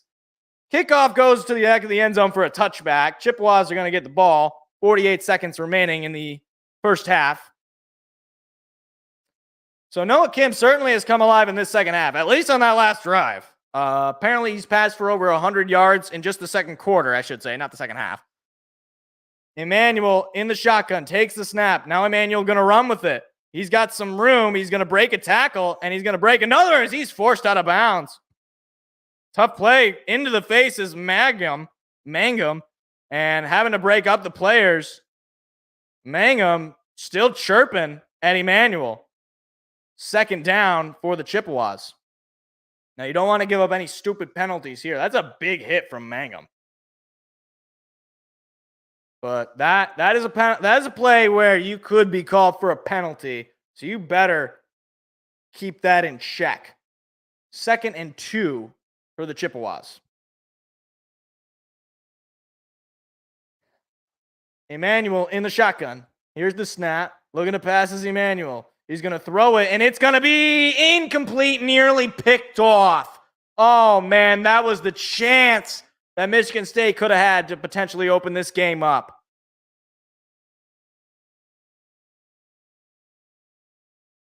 You just barely missed an interception. I mean, it's in your hands. You got to come up with that. That is an interception that you miss. It'll just be an incomplete pass, but it'll be 3rd down for the Chippewas. 3rd and short, 3rd and 2. I mean, that was a chance for Michigan State to be able to control the final seconds of the half and potentially go up by another score. 3rd and 2, Emmanuel in the shotgun. He takes a snap. He's going to hand it off, looking for a lane. I don't think he got there. He did not. It'll be 4th down. And I believe somebody called timeout. They gained a yard on the play. Both teams still have all 3 of their timeouts, which is a bit surprising.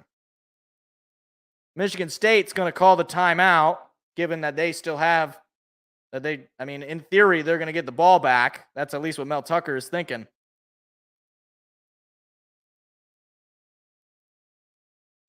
So 31 seconds will be on the clock. So they get another second here.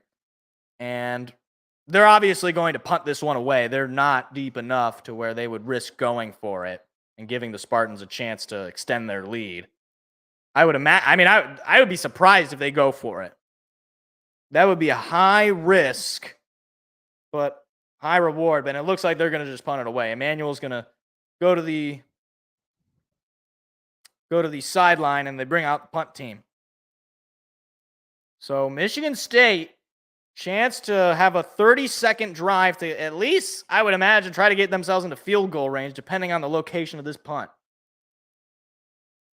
Here's the snap. The punt is up and away. And it's a pretty shallow one.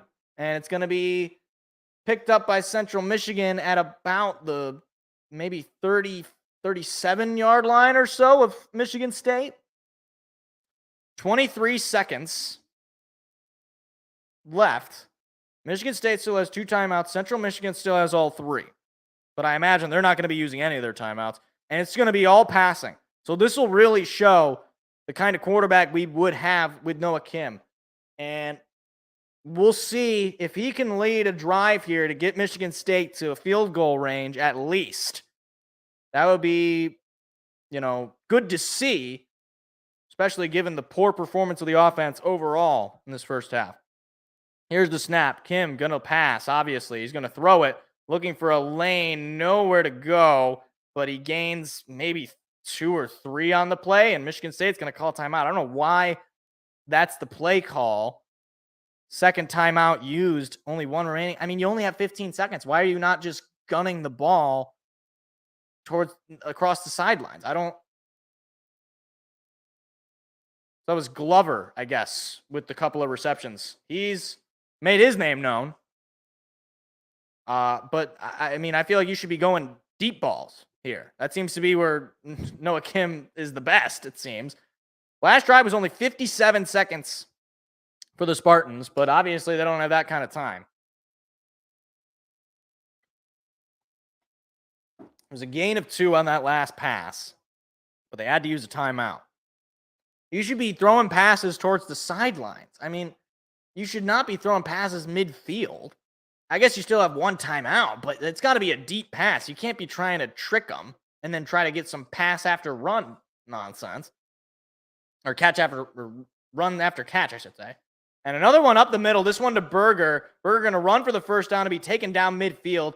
Spartans are going to have to use their last timeout with only 7 seconds now. I mean, and they're not going to use their timeout. They're going to spike the ball with 5 seconds. What are you expecting to do? I don't know. I mean, I guess you're not going to get that many plays off anyway, but you lose like 3 seconds. You could have just called timeout and, maybe come up with some sort of play here. I don't understand that.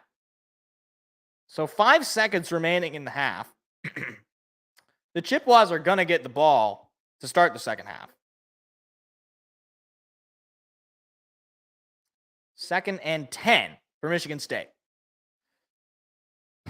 Ball is right at the 50-yard line.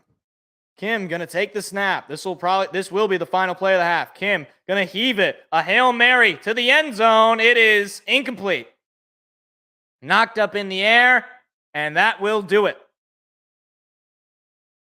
Halftime, and Michigan State holding on to a 10-7 lead.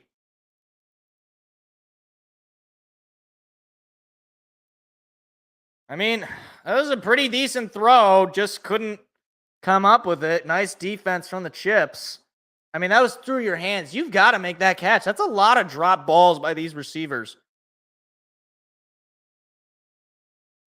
Oh, my goodness. Again, though, I mean, it's good coverage, but you got to make that catch.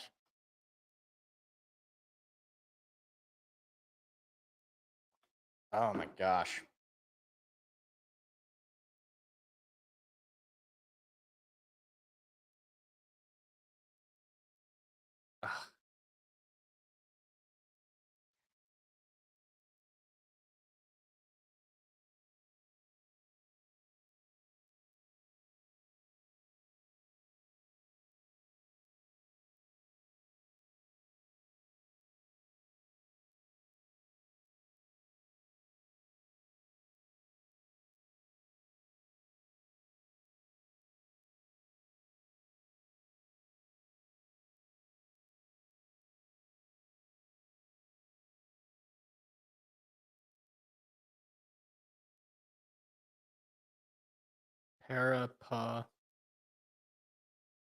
Paraplegic.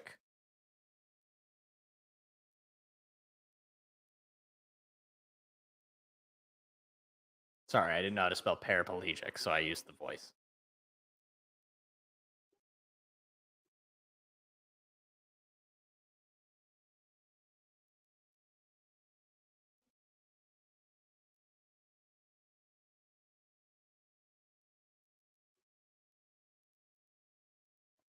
Absolutely awful, I would say. This was a awful first half. No scoring in the first quarter. That was bad enough. Noah Kim was 10 for 21 for 145 yards. He threw like 2 yards in the first half, or in the first quarter. I guess the one bright spot is a couple of skill position players. Nathan Carter, 10 carries for 57 yards and a touchdown. And this Glover guy, who is a redshirt is a freshman, Jaron Glover. I don't know if I'm pronouncing it right. But okay. That was weird. 3 receptions for 75 yards, and that was basically the drive. That touchdown, that scoring touchdown drive. Outside of that, I mean, goodness gracious me. Like, also, who is this Kim? This kicker? I guess we have another guy named Kim. Our kicker is also named Kim. Jonathan Kim. Are they related? They might be. I mean, I don't know though. Jonathan Kim is a senior, and he made a nice field goal, which is the difference right now. So that field goal is the difference.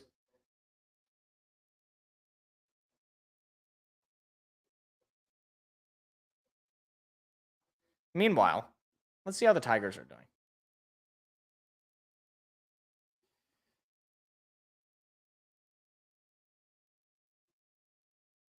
Oh, no score. Okay. Tigers aren't losing. Oh boy. I will say, regardless of the outcome, but especially if we lose, post-game call with Seth is going to be interesting. Because right now, I said, this is a game in the third quarter. We're going into the half, a one-score game against Central Michigan, which to me is absolutely, positively unacceptable. And now I got to listen to these bozos. Jeez, my voice is going. I have to listen to these bozos on Fox Big Noon talk about how terrible we are. Great.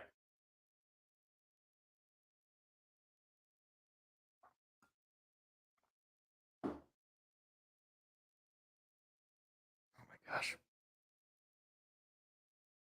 Oh my gosh. I cannot. I need this stupid. At this point, I want to root against Coach Prime. At this point, I want Coach Prime to be so bad because it is so annoying. All of this Colorado, oh, we can't wait for Coach Prime. He brought in all these new guys, only 3 guys returning. Just shut up. I can't stand it. It's like this guy is already being christened as the next coming. It's like I want him to fail far more than I otherwise would have. I like Prime. I think he's hilarious. He's so entertaining. But my gosh, I mean, they're just like, it's like this guy is, he's already won something in Colorado.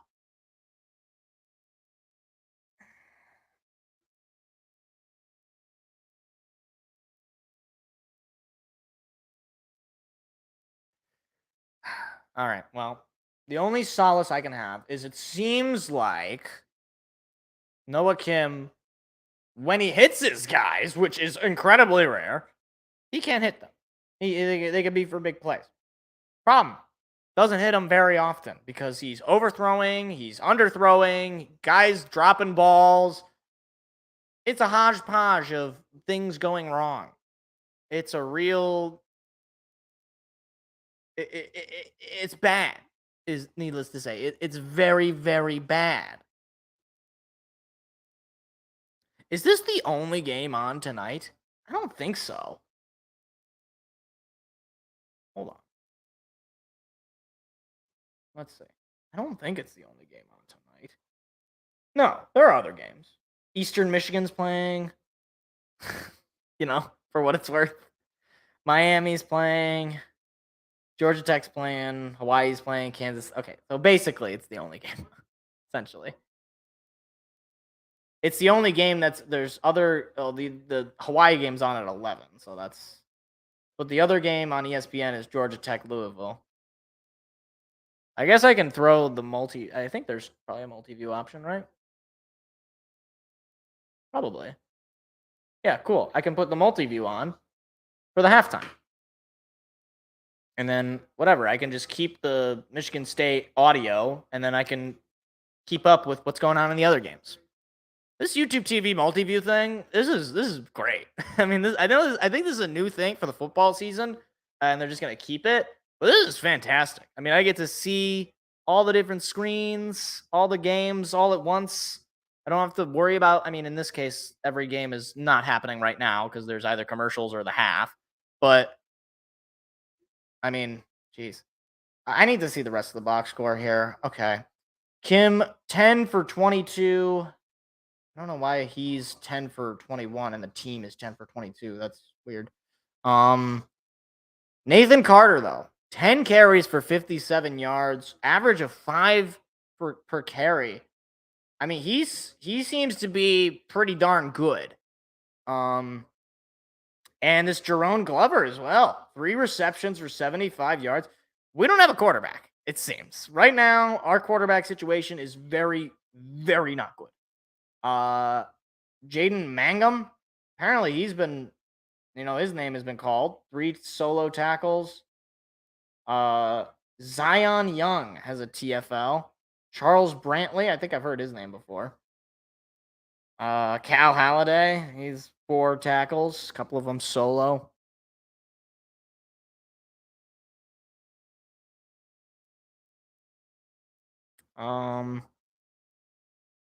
Jonathan Kim. I wonder if they're related. I mean, like, honestly, like, let me look at Noah Kim. I mean, like, I don't know. They both have the same last name. What do you? It's like I don't know. They look like college students. I guess.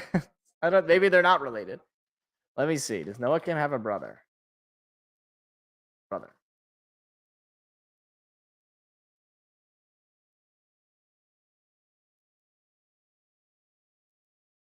His freshman basketball coach at Westfield High was D'Antonio's brother. Wait, what? Hold on.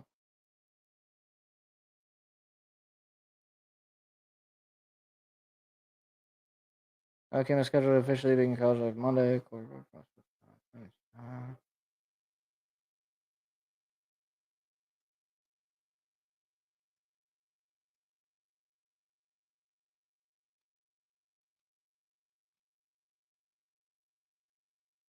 I have no idea.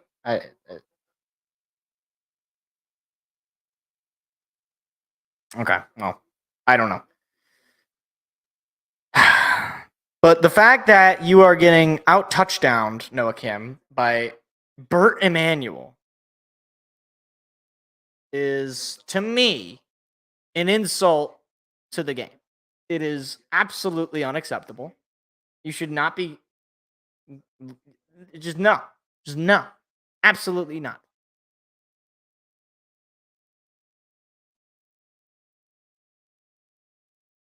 Matt Leinart has Michigan, Clemson, USC, and LSU in the college football playoff. Well, okay.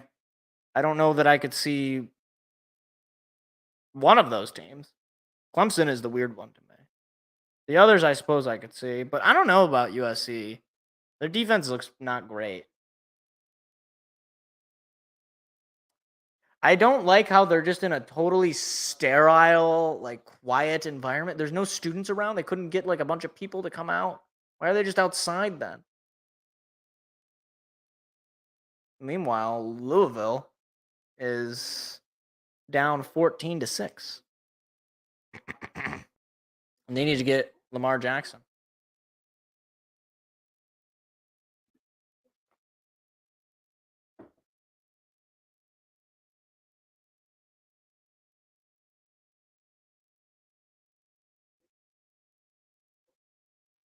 Florida State. I mean, did they just, like, pick names out of hats? I feel like it's like yeah, Georgia, okay, yeah, Michigan, yeah, okay. And then Florida State. And I'm like, okay. I get it. Like, I'm not gonna totally stop it. But I'm also like, I just need to think about it. Just need to really think about it. How long is the half usually? Because I don't know if my body can take this. I don't know if my mind, my soul can take much.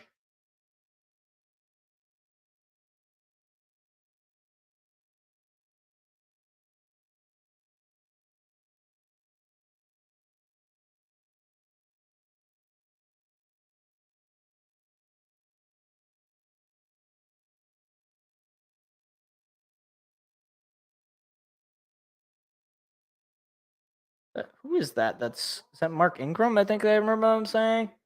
I wonder why he's putting Alabama up there. I wonder why. I think that's Mark Ingram. Now I gotta googly bear it. I gotta look it up. Mark Ingram. I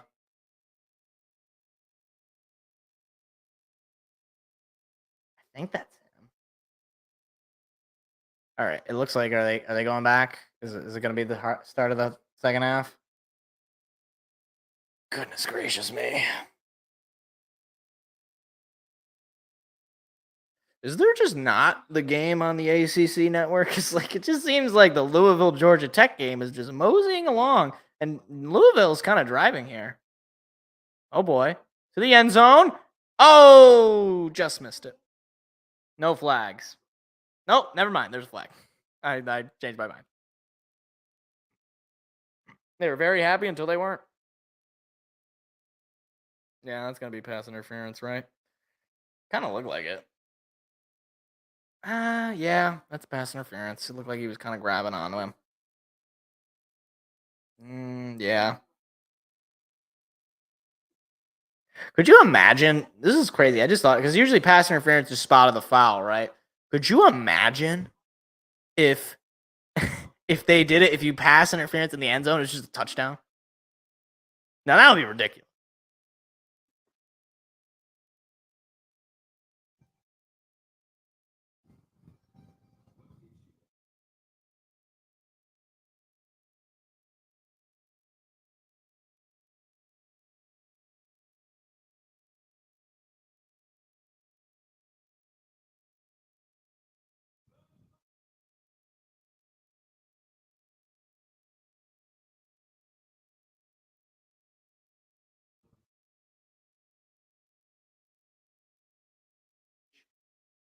Oh, Louisville just scored.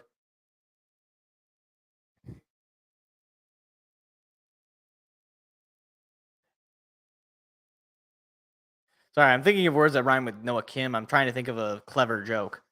Noah Kim, Rim, Fem, Whim, Lim, Lim.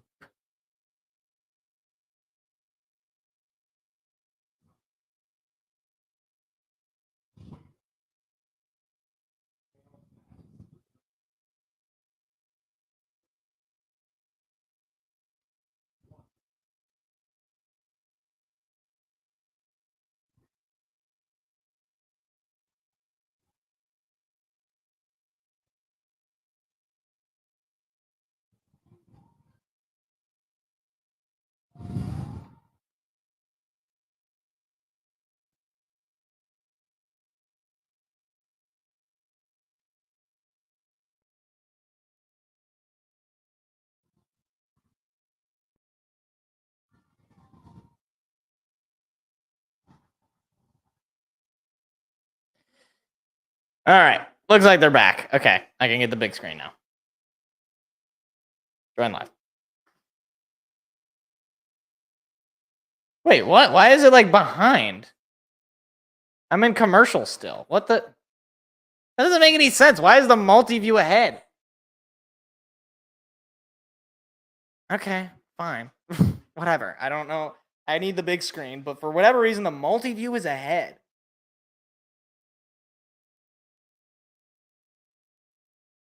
Okay, I don't care about your stupid Rinvoke nonsense.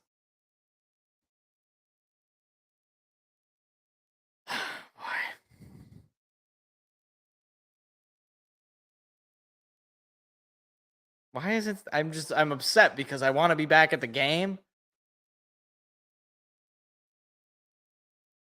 How is the multi-view so ahead? Oh, the Tigers are losing. I just noticed that on the scoreboard. 1-0 White Sox. Great way to start the month. It's still okay. This is ridiculous. This is ridiculous. Why is it so far behind? Oh, maybe it's not. I'm confused. Maybe they didn't mean to come back? I don't understand. They were back. Maybe they went immediately to commercial. I don't know. Maybe it was like they came back and then they went away. I guess we'll find out. I'm going to switch back to the multi-view. It's weird. It's like they were back and then I switched it over and they were on commercial. Like, what the heck? What happened? I really should have used the bathroom. I guess I'll have to use the bathroom in the next commercial. I was so mad. I was distracted by my anger and my rage and how terrible my football team is. All right, well, maybe Noah Kim in the second half, he figured it out and he's just gonna throw for like 100,000 yards. That would be great. If we win this game, 34-7, we just blow it out the water in the second half. Fine, I can look past an awful first half, but I'm still, that's gonna be in the back of my mind. Awful first half. Absolutely no offense. Don't know what we're doing.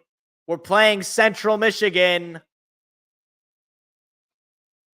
I need to fill this up too. No, you can't. Stop. I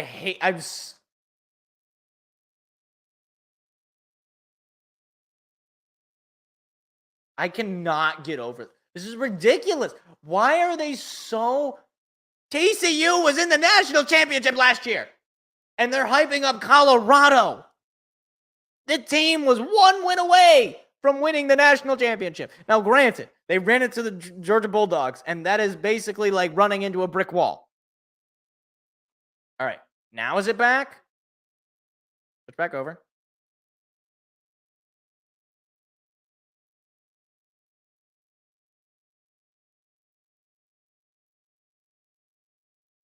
Is it still not? Okay, no, it's back. Okay, I was going to say, like, they cut away, and I was like, no way, they're going back to commercial. Okay, they're doing a little first half recap. Now it's dark out. I'm looking outside right now. It is, it's a night game now. We're under the lights. Tim Brando looks like he's had some scotch.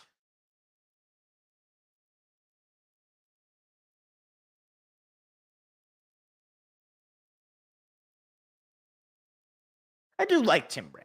I think he's pretty decent.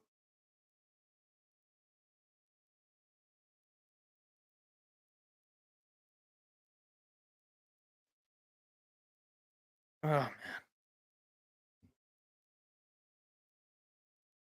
Oh, man.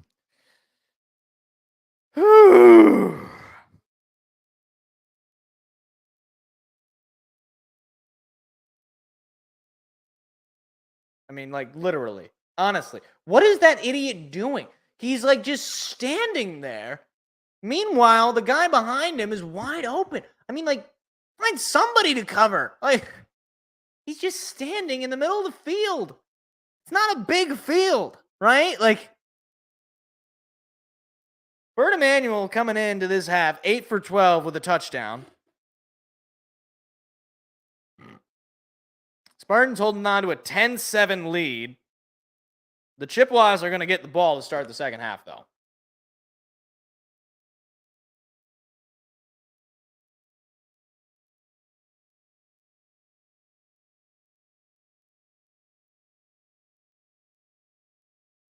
So Kim will kick it off. Not Noah Kim. Apparently there's another. Still unaware of whether or not they're brothers. They could be brothers. It could be. But it's just, I mean, it's not that unusual of a last name, I guess. I don't know. I looked at the picture. It didn't. They looked like just human beings, I guess. I don't know. I guess they kind of looked similar. Like two similar aged human beings look. Of similar ethnic backgrounds, both Asian. Although, I have no idea. I really don't know. So here comes the kickoff from Kim. It is up and away. Second half. And I think that might have gone out of bounds, and it did. Flag is thrown. It'll be a kicked out of bounds. And the Chips are going to get good field position.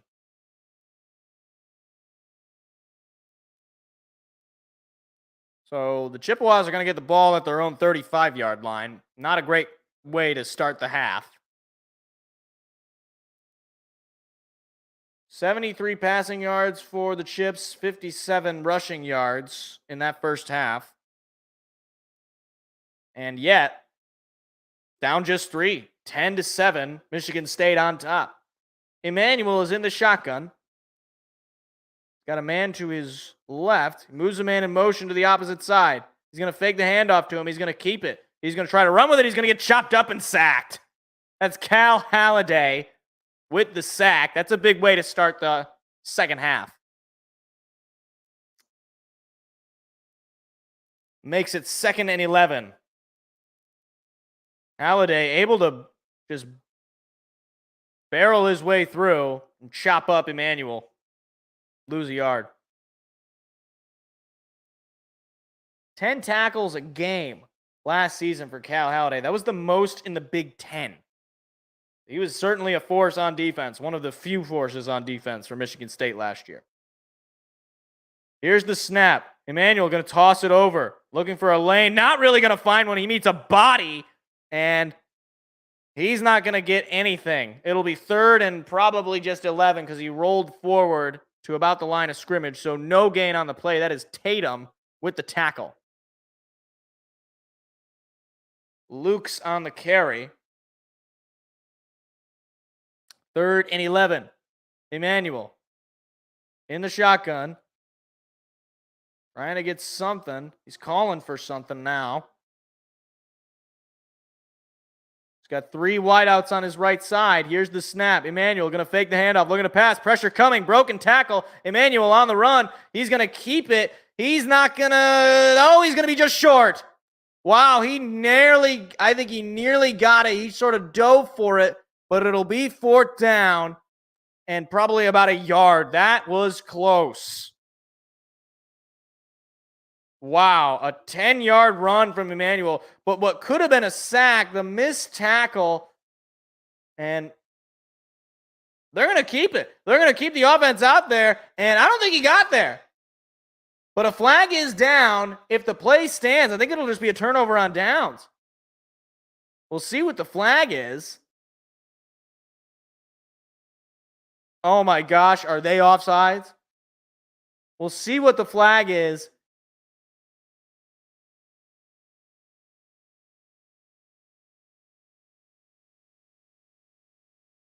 It'll be an illegal substitution on Michigan State. And that is an automatic first down due to the yards gained. You had them pinned. You had them pinned in a 4th and 1. And, I mean, what are you doing? You had them there. So now, Central Michigan is going to keep the offense on the field, just shy of midfield. Ball at their own 49. You had a 3rd and 11, and you gave it up. Here's the snap. Emmanuel looking to pass. Emmanuel has time. Now he's going to be on the run again, and he's going to break free and get the first down into Spartan territory. My goodness. I mean, this guy's just running all over us. He is absolutely running all over the field. And Spartans are unable to come up with the sacks. They're unable to stop him on the run. And what could have been a 3 and out is now a potential scoring drive for the Chippewas down at the Spartan 39. Emmanuel in the shotgun, takes the snap, going to toss it over, looking for a lane, and he's going to find a small one and gain about 5 on the play, 2nd down.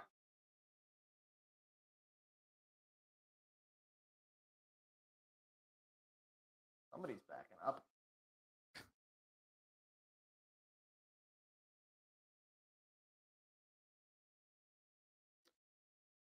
Second and 5 for the Chippewas.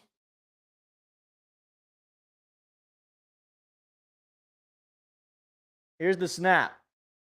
Emmanuel going to throw it, and it is going to be intercepted by the Spartans. They're fighting for it. I think Cal Halliday has it. And he does. Whoa, what a play there by Cal Halliday, who just saved a drive for the Spartans. Emmanuel throws an interception, And just like that, the momentum has shifted. And that's a fine play from Cal Halliday, who just overthrew his man a pinch. Oh, the ball was tipped in the air, and Cal Halliday able to come down with it. Spartans take over, 11:28 to go, 10-7 lead. Well, about time they make a play like that on defense.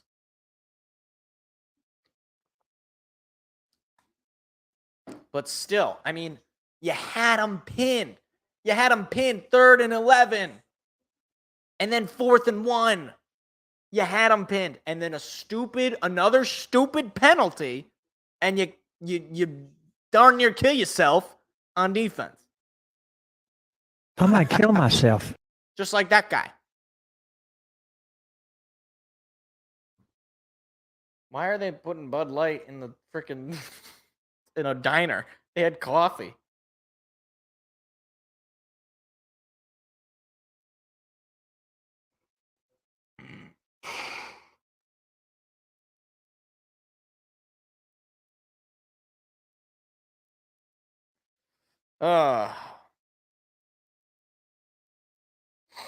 Offense has to score here. No question. Oh, man.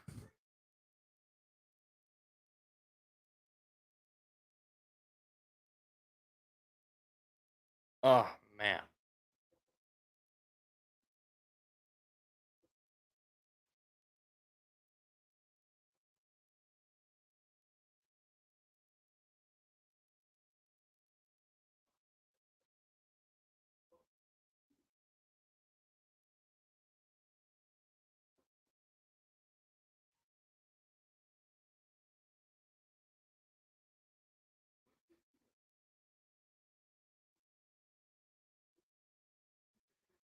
Ah, 9 for 14 is Emmanuel.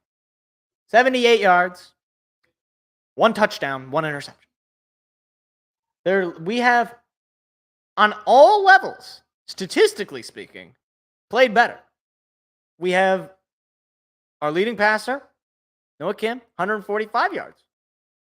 No touchdowns, though. No interceptions. Nathan Carter, 57 yards on 10 carries. Their leading passer is also their leading rusher, by the way. Just thought I'd point that out. Is Kim out there still? It looks like he is. Here's the snap. Kim is going to hand it off to Carter, who is going to gain maybe 4, 5 yards. Hey, Tom Izzo. Hey, look, an actual competent coach.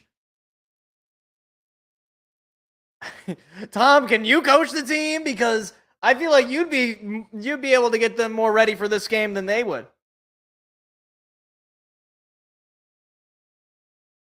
Spencer Tillman, no relation, of course, to Xavier that I know of. Noah Kim now in the shotgun all alone. Here's an interesting formation. 2nd and 7. Here's the snap. Kim going to pass it. Going to throw a quick one. It is caught for a gain of maybe 4 by Berger on the reception. 3rd down and 1, or 3rd and 2. Gain of 5 on the pass.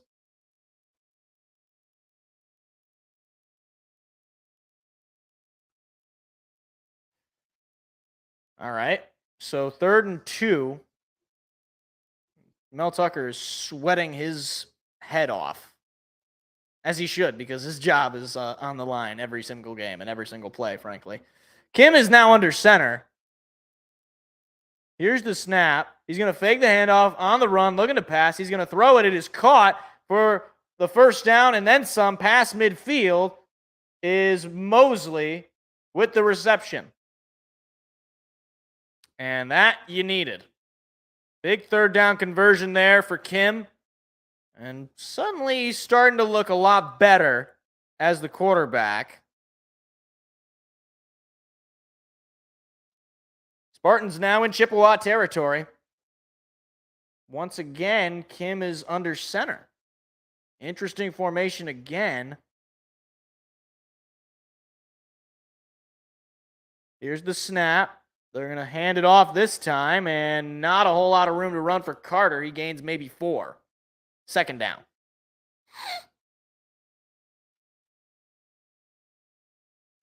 Three-yard gain from Carter.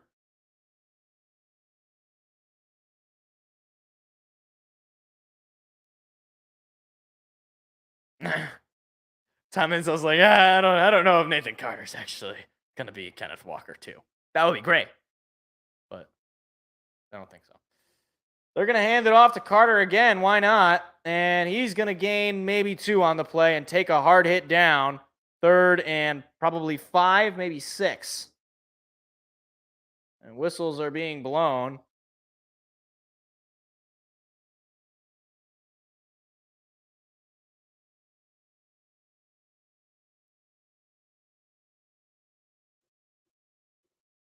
And a Chippewa is down. So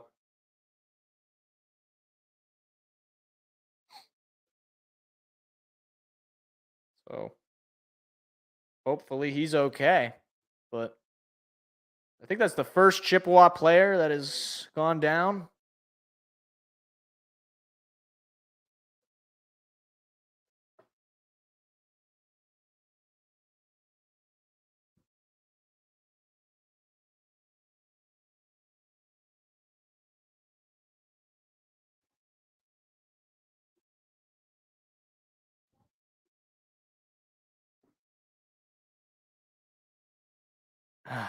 I mean, Kim's overall numbers now 12 for 23, 164 yards.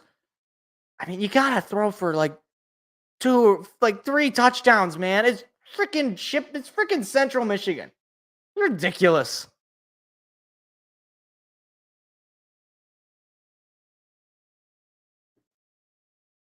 How much time is left in the third quarter? Oh, man. I am so excited for the NFL, though. At least I can have confidence in the Lions. That's probably the strangest statement for anyone who just, like, time traveled from, like, 1972 to now. They're probably just like, wait, what? What? Oh, my gosh.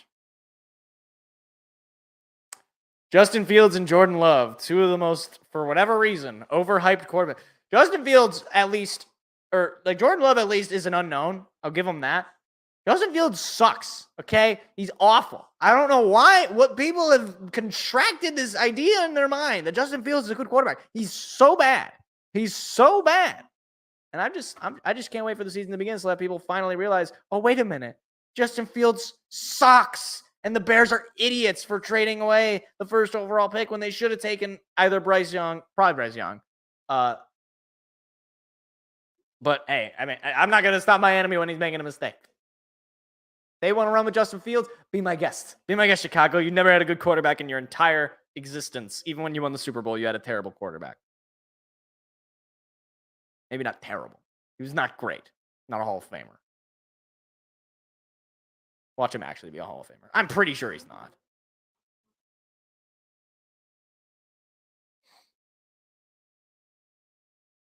Oh, there's a toothpaste ad about smiling. Bristol was the injured player. He's walking off on his own now, so that's good to see.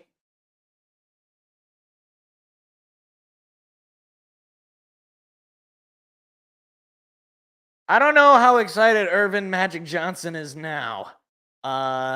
He tweeted, I guess, at the beginning of the game, like, oh, I'm so excited to see my guys play.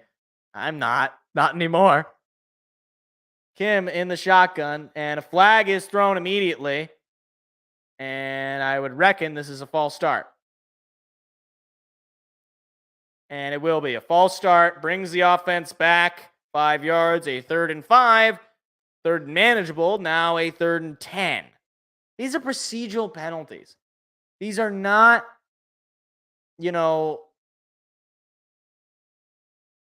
center move. Goodness gracious. These are not in play penalties, right? These aren't penalties of poor in play. It's like you're penalizing yourself before the play even happens. Here's the snap. Kim looking to pass. Kim has time. He still has time. He's going to fire one off the hands of Malik Carr. Can you catch a ball? And boos are raining down for him. Well deserved. Wide open. And Malik Carr can't catch a football to save his life. I mean, what are you doing? That is right to you. And it's not the greatest pass. It was a little behind, but it's right to you. It's on your hands. You have to catch the football. Punt team is out for the Spartans. 4th and 10. Here's the snap, and here is the punt.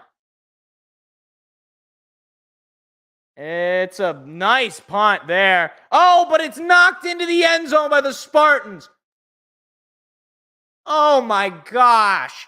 You had them pinned there, and he knocks the ball into the end zone instead of being able to pick it up, and that'll be a touchback for the Chippewas. 10-7 Michigan State, 7:53 to play in the third quarter. This is a nightmare. This is absolutely a nightmare.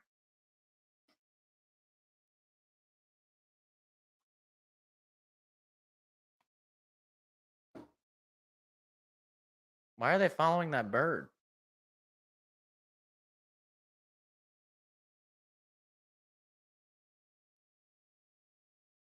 Oh. I guess it stole her phone? Why would a bird steal your phone?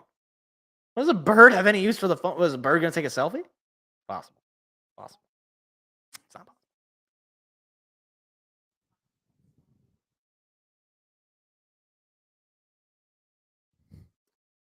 Tiger's still losing? Oh, well, I guess I can look at the Chiron at the bottom.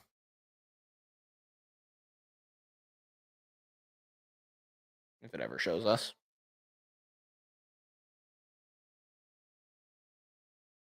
Liberty, liberty, liberty, liberty.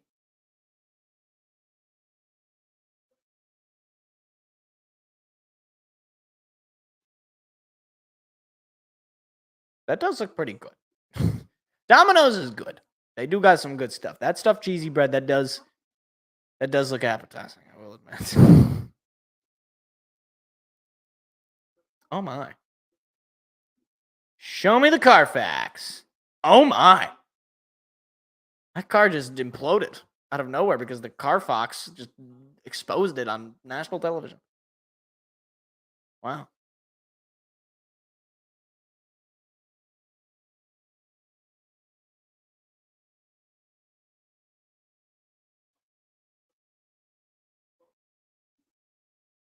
Okay, I've seen this commercial one too many times. I mean, it's like a pretty cool commercial, admittedly. The stupid Starbucks canned coffee shot thing. I don't really understand what that is, but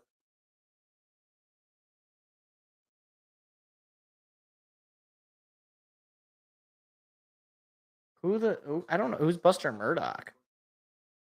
Am I supposed to know that person? Because I don't know who that is.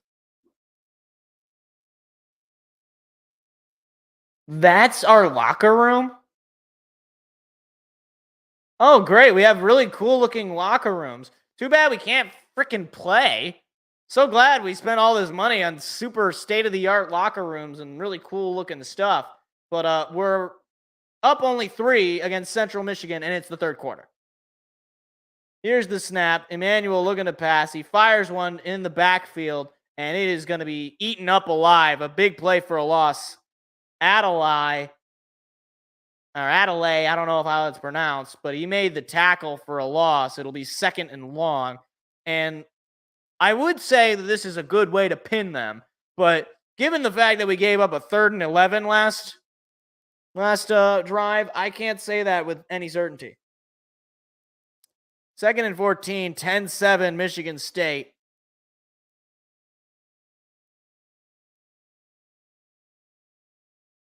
Here's the snap. They're going to hand it off. He's got a lane to run, but not enough to get the first down. He might have gained 6 on that play. 3rd down. A gain of 7 on that play, actually. 3rd and 7. So, 3rd and pretty, I wouldn't say manageable necessarily, but not too deep. Chippewas are 1 for 7 on 3rd down conversions today. Spartans 4 for 10. Both not exactly impressive numbers on third down. But the Spartans have done a pretty good job at stopping the third down conversions. Here's the snap. Emmanuel looking to pass. Emmanuel on the run, looking for a man. Not going to find him. He's going to be thrown out of bounds for a sack. Big play and a loss. That's Brule with the sack. It'll be 4th and long, and in comes the punt team for the Chippewas.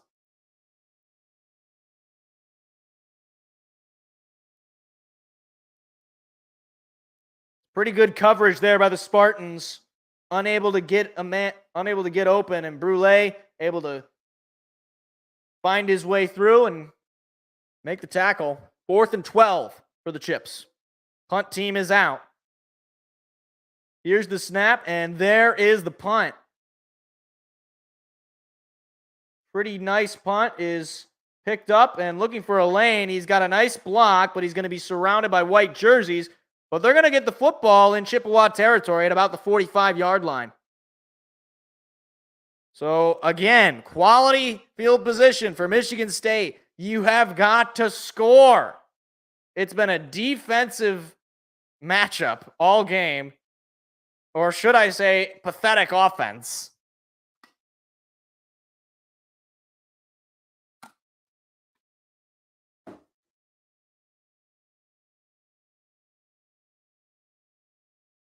I agree with this commercial. This Allstate commercial where the guy is focused on football. First of all, no weddings in the fall. Can't do this. Can't do it. You can't do a fall wedding. It's just not going to happen. Okay? Do pretty much any other time of the month. Any other time of the year. I mean, maybe not winter. Fall to winter. Right? Like, have your wedding in the spring or in the summer. I don't see why anybody would be upset about that. My thing is, the weather here in Michigan, in particular, is awful from around, like, I'd say late October to, like, I don't know, April. The weather largely stinks. Weather largely is bad.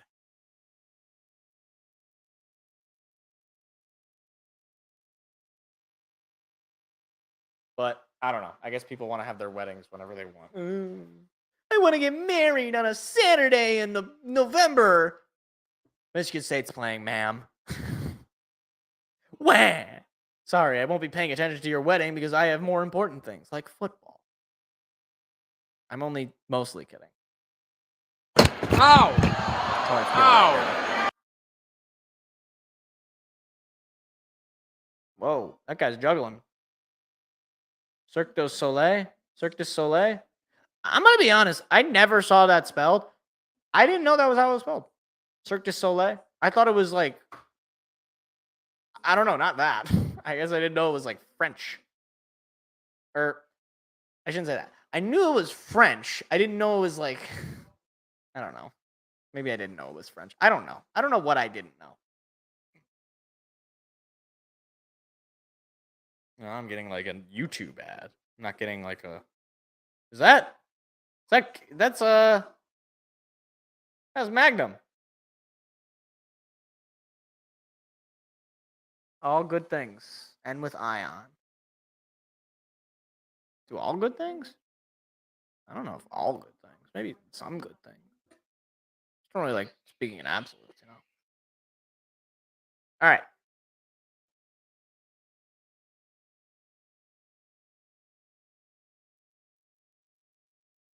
Oh my God, look at this graphic.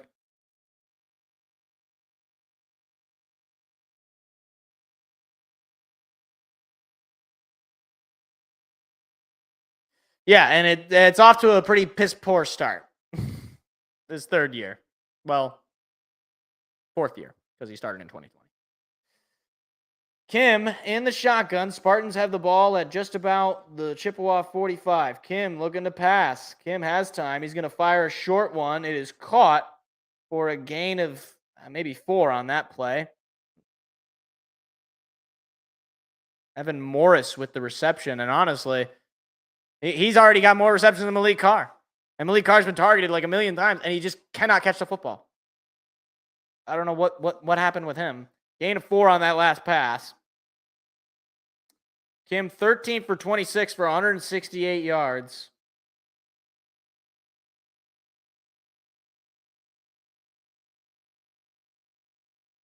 Here's the snap. Kim gonna hand it off to Berger, who is gonna gain maybe 5 on that play. It'll be third down.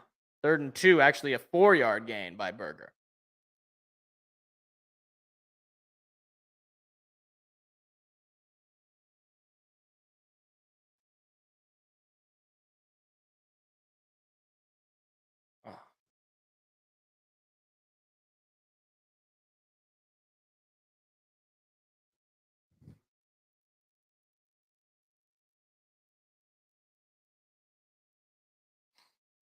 Here's the snap. 3rd and 2. Berger going to force his way through for the first down. Solid run there from Berger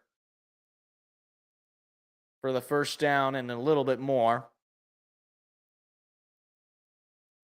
If you're Michigan State, again, I've been saying it, but you have to score here. Caden Hauser, he's suited up. I wouldn't be surprised if they try to bring him in, especially if they don't score here. And I mean a touchdown. I don't mean a field goal. Kim looking to pass. Kim has time. He's going to fire a deep shot to the end zone. It is intercepted, but out of bounds, and a flag is thrown late. And he was out of bounds on the pick, so it will not be an interception.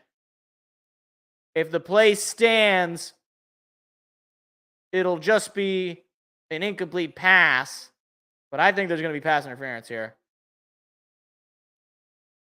Yeah, pass interference on the defense. And that's an automatic first down for the Spartans. That's a pretty clear pass interference, but not a great throw from Noah Kim by any means. That was caught by the wrong team. Michigan State now into the red zone, though.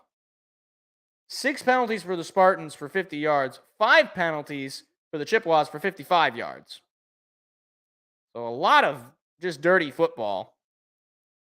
Here's the snap. Kim looking to pass. Kim going to fire one. It is caught one-handed by Berger. That's a fine catch. Not a great throw, but Berger able to haul it in through sheer force of will. A one-handed catch. That's a fine play. And gain a few yards, but short of the yards to gain for second down. 2nd and 4, a 6-yard gain on that pass and catch. Pass, catch, and run, I should say. Final 3 minutes of the third quarter. Michigan State knocking on the door, trying to extend their lead. Kim under center. Takes the snap. He's going to hand it off to Berger. Berger going to get a stiff arm. He's got a lane. He's into the end zone for a touchdown. Jalen Berger. Michigan State extends the lead. That is more like it. That is more like it. Jalen Berger made a good read, cutting to the outside with a nice stiff arm, and takes it to the house for a touchdown. Chance for the Spartans to go up 10 here in the third quarter. Here's the snap. The kick is up, and it is good. 17-7. Michigan State, get the fight song. Come on.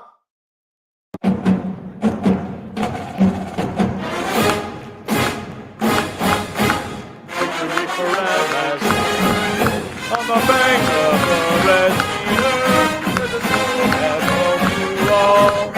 Our family is winning, and the Spartans play good ball. Spartans are never beaten. I'll be with the game they fight.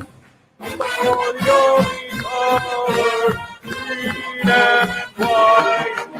Go right through emphasis. Watch the points keep coming. Far from teams, they're hard to beat. They're fighting there. Rah, rah, rah, see their team is weak. They're gonna win this game. Fight, fight, rah, team, fight. For MSU. Hey.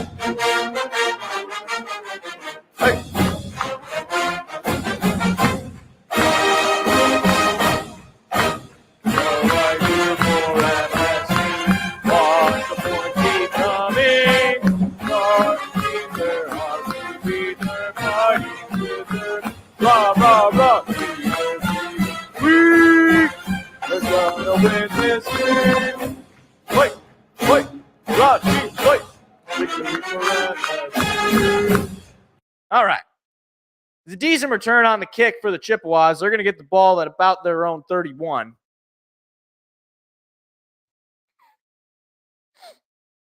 And it'll be 1st and 10. Yep, at about the 31-yard line of Central Michigan. Emmanuel still out there in the shotgun. Here's the snap. Emmanuel going to fake the handoff, keep it. Looking to pass is Emmanuel. Now he's going to break free. He's going to throw it, and it's going to be... I don't know if it was incomplete or if it was picked off. The ball looked like it was in the hands of the Michigan State player, but we'll see. Look on the replay. I couldn't see. There was a player in front. Okay, no, it's just an incomplete pass, broken up, nearly intercepted by Brantley. Man, that's another pass you should have been able to come away with. 2nd and 10 instead for the Chippewas.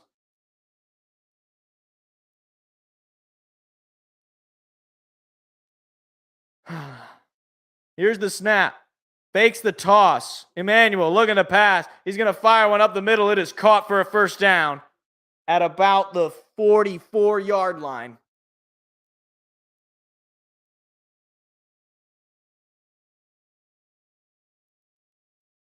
About 2 minutes left in the 3rd quarter. I'm sweating right now. I don't know why I'm sweating. It's 72 in here. I think it's just like doing a lot. A lot of things happening with me. It's an emotional time. Emmanuel has the ball at his own 44-yard line. Here's the snap. He's going to hand it off, looking for a hole, and he's going to gain maybe 2 on that play and be taken down. 2nd down. Minute and a half remaining in the 3rd quarter. Spartans up 17-7 over the Chippewas.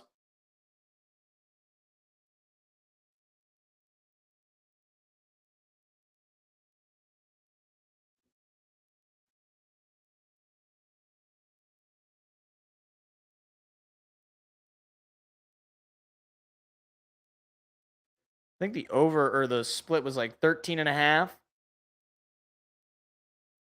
Michigan State not winning by that much. And a sack on the fake handoff there for the Spartans. That is a big play for Michigan State to set up a 3rd and long. 3rd and 13. If there is one thing I can say, the defense looks like a much more settled unit than it did last year, especially last year against Western Michigan. They're making big-time plays. They're making sacks. They had the turnover as well, and I guess they were adjusting the clock there. It just moved really quickly. Final 22 seconds, 3rd and 13. Emmanuel takes a snap, looking to pass is Emmanuel. Pressure coming. Gonna get hit, gonna get sacked this time. And that's another big play. Back-to-back sacks for the Spartans will end out the 3rd quarter. And the punt team's going to have to come out for the Chippewas.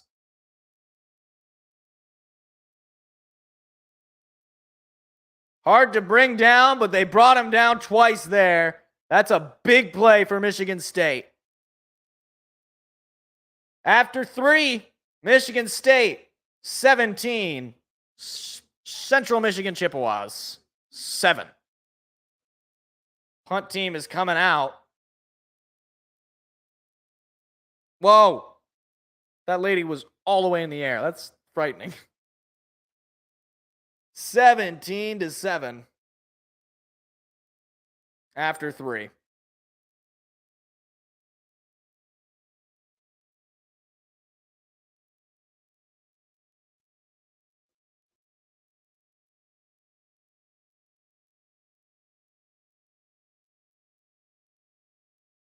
That's what I'm saying.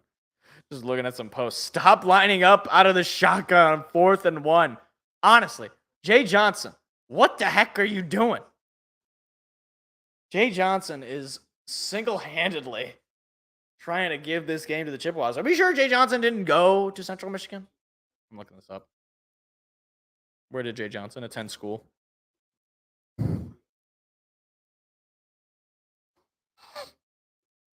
Where did he attend school? He's from Austin, Minnesota.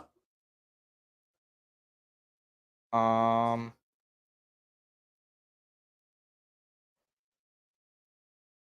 doesn't say. Where did he go to school? Head coaching career, playing career, biographical details. Okay, no, it does. He went to Northern Iowa. I mean, that's kind of like Central, right? Northern Iowa, are they in the MAC? Let's see.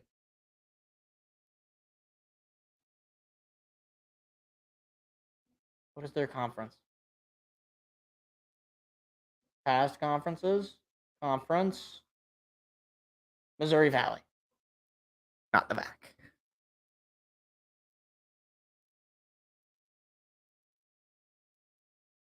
I mean, basically, the defense is the only reason we're in the game, right? I mean, I don't know how else to put it. Like, only reason we're in the game right now is because of this defense. But I imagine, I mean, maybe you bring in Caden Hauser in the fourth quarter. I don't know, though. I mean, like, you're only up by 10. I don't know if you risk it. Might as well just keep with Kim and then probably next week go with Caden. I would hope. I mean, I don't think you can go with Kim again next week. I mean, 14 for 26 for 174 yards is not good. It's not good. It's just not. You need to throw for 200 yards against the Chippewas. You do. And he probably will, depending on how much longer we get the ball. But you can't not throw for a touchdown. That's the other thing. I mean, we've had 2 rushing touchdowns.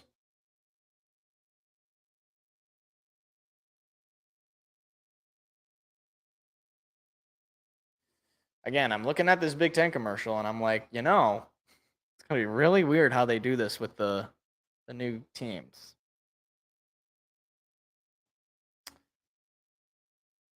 I also don't know if the Tigers are winning. It was 1-0 last saw.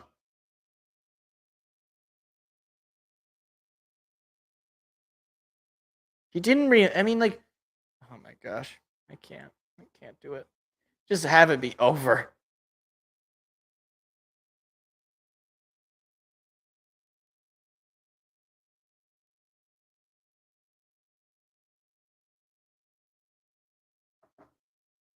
All right. 4th and 19 for the Chips. Punt team is out. And whistle's being blown. Somebody's calling timeout.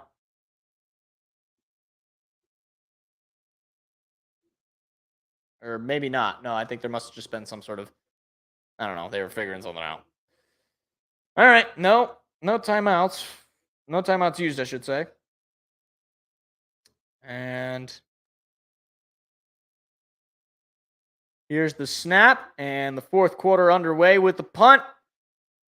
It's a nice punt all the way back. Michigan State going to try to take it out, and he's going to be chopped up shy of the 20. Pretty nice punt.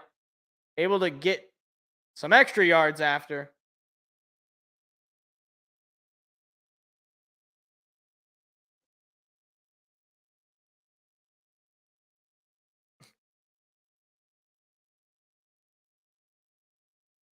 I can't. Are they really going to keep calling Twitter X at this point? Do they have to? Why is it called X? Why, like, it's just so random. I don't get it. I don't get what it's. I mean, Twitter was kind of a weird name anyway, I guess, but like it's sort of established. I don't know. Noah Kim out there. 1st and 10. Here's the snap. Kim looking to pass. Kim has time. He's going to fire a deep shot. Got him in wide open. Breaks the tackle. Off to the races. Past the 30, the 25, the 10, the 15. Oh, and he's taken down. I'm sorry. I totally missed the yardage there. He's down at about the 10.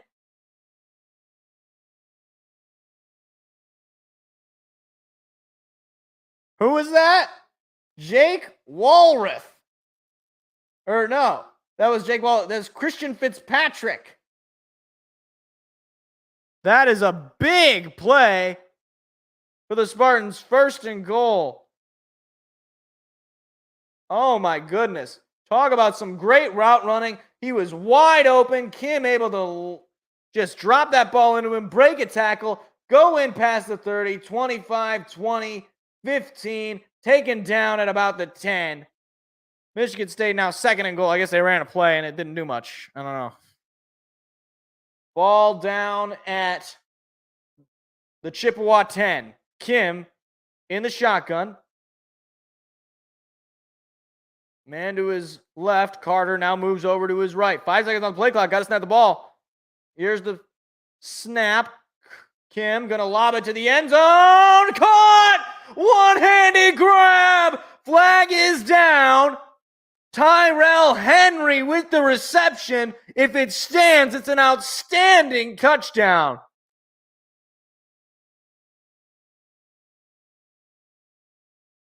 It'll be defensive pass interference. Penalty is going to be declined, obviously. Michigan State extends their lead 23-7.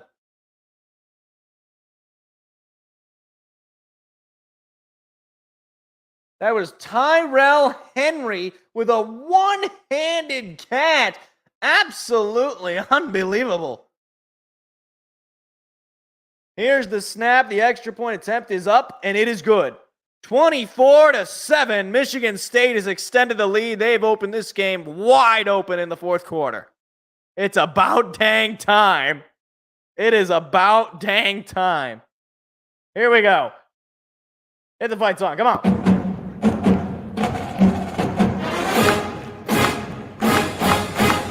Victory forever. On the banks of the Red Cedar, with a school that hopes you all. Our specialty is winning, and the Spartans play good ball. Spartan teams are never beaten. All through the game they fight. Fight for the only colors, green and white. You lost the morning parade. Our team there, to be there, fighting in there. Rah, rah, rah. See there, we're gonna win this game. Fight, fight, our team, fight.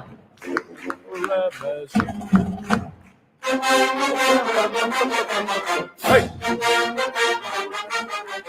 Hey.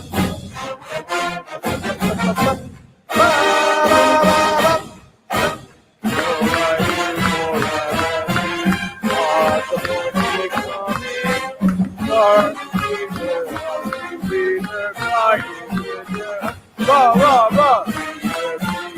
We're gonna win this game. Fight, fight, raw team, fight. All right. That is more like it. 24-7, Michigan State on top. It's about dang time, man. Now Noah Kim's stat line looks a lot better. But granted, a lot of that is not him. 16 for 28, 256 yards, and a touchdown.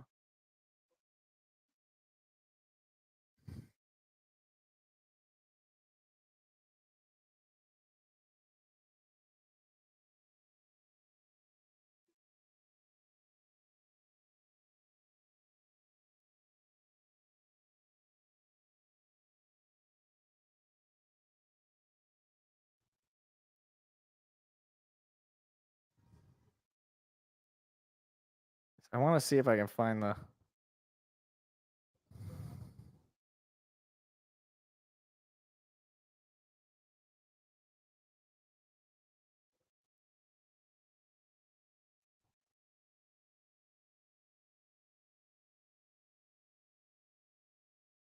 Hold on. I need to... There it is.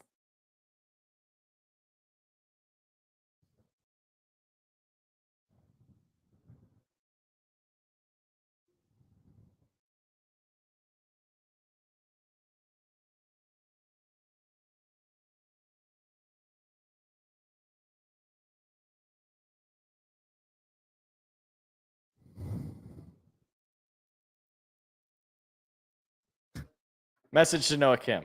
I owe you an apology. I wasn't really familiar with your game.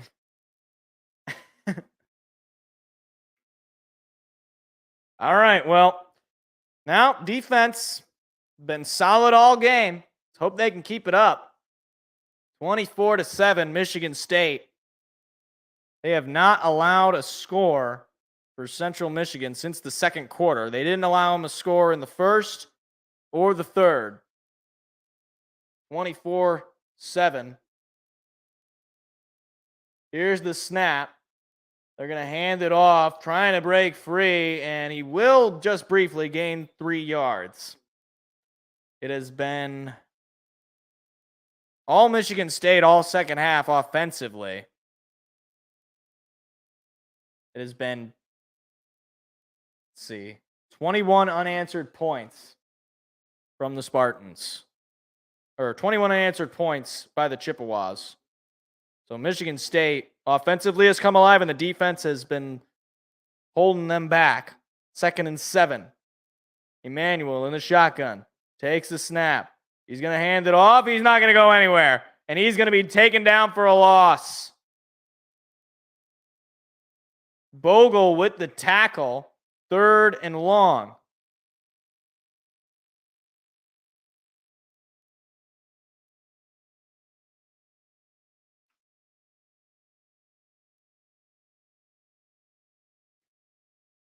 I thought it was wait, is it really only 3rd and 9?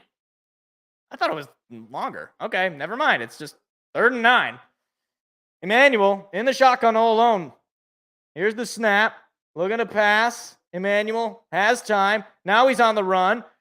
Breaks free of a defender. Still on the run, and he's going to get the first down. Or maybe did he step out before? Oh, they're going to say he stepped out before. It looked like he got it, but I think he stepped out just before he crossed for the first down. It'll be 4th and 3. Oh, my goodness. Talk about an untimely mistake for the Chippewas. You had the first down, and to make a mistake like that in this stage of the game, given the way the game has been going for Central Michigan basically since the end of the second quarter,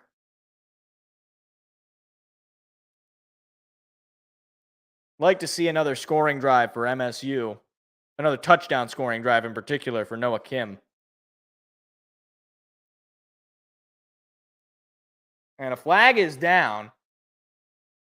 And I think this might be delay a game. And it will be a delay a game penalty on the Chippewas to bring them back. I don't know if that was intentional or not, because that just goes from a 4th and 3 to a 4th and 8 and brings them back some extra yards. It's not like that just makes it a little bit easier for Michigan State as far as getting good field position. 6 penalties for 60 yards for the Chippewas. Here's the punt up and away. And looking for a lane and still not really being able to find one, but he gained some extra yards on the return. As Tyrell Henry, who had the touchdown reception. But the passing offense for Michigan State has been locked and loaded, especially since the end of that second quarter. Kim is hitting his guys, and his guys are making plays.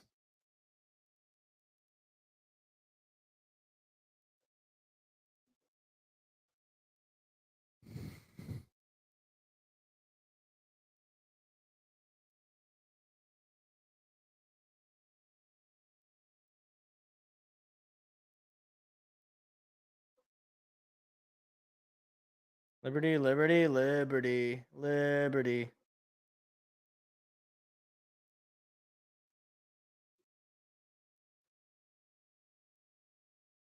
That's a that's a big black bear.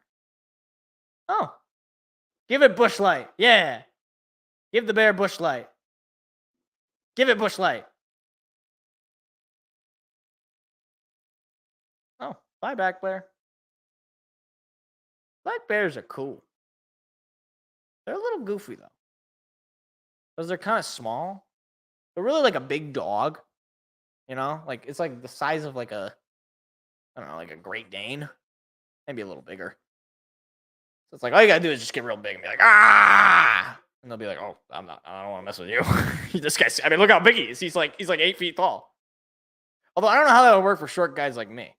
Because I'm only 5'7", right? So if I get big, I'm only like, slightly at the average, right?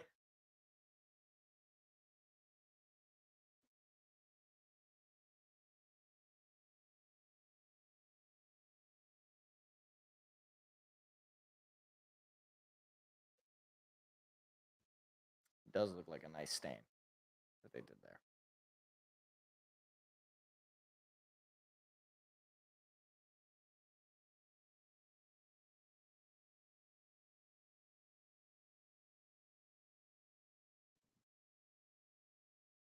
.6 win probability is where we're sitting at. So the odds are in our favor. The lowest it ever got was 62.8%. And that was when we were down 7-3. But basically, since we went down, I don't know. We just turned something on and we were like, no, we are not losing to Central on opening night in our home. Absolutely not. We will more than likely lose to Washington, though. That seems to be set. Career high, though, for Noah Kim, 256 yards, 16 for 29, and a touchdown. He's really dialed it in since the first quarter. And the other thing to note, to be fair to him, a couple of drop balls also are lowering his stats, particularly to one Malik Carr, who apparently couldn't catch a ball to save his life. 347 total yards for the Spartan offense. And a chance to extend their lead here. Kim going to do a little toss around play. Looking for a lane is Tyrell Henry. And he gets the first down. That's a interesting play. It's a creative play. I mean, for goodness sakes, we finally have a creative play. And speaking of unfortunate things, not really a great transition. We have a down Chippewa holding his left leg. And, okay, now he's standing up. But he's kind of limping off slowly. Able to walk, but a little hobbled. But he's all right for what it looks like. He's all right. One can hope. Don't want to see anybody hurt, especially not in a game like this where, you're getting blown out already. You don't want to add insult to injury. Or you don't want to add injury to insult, for that matter.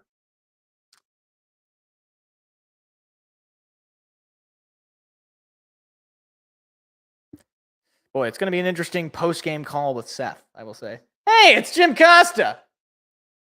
That's Jim Costa. What the heck? They just showed Jim Costa. What the heck? They just showed Jim Costa.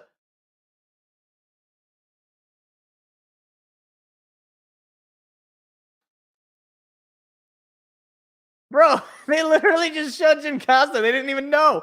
He's a local celebrity. Here's the snap. Kim going to run with it. Looking for a block, and he finds a little bit of a lane as he's pushed out of bounds. And some extracurricular activity being exchanged. I'm sure they're just talking about their weekend plans. But Kim likes it. Kim's fired up. A flag in late. Oh, yeah, that's definitely going to be unnecessary roughness or a late hit.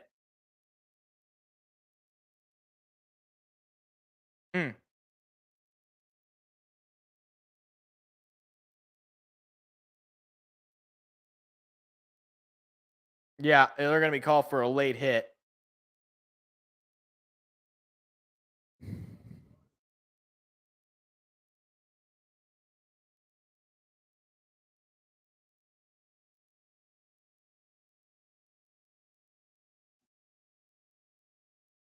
And it looked like there was another Chippewa player that was on one knee.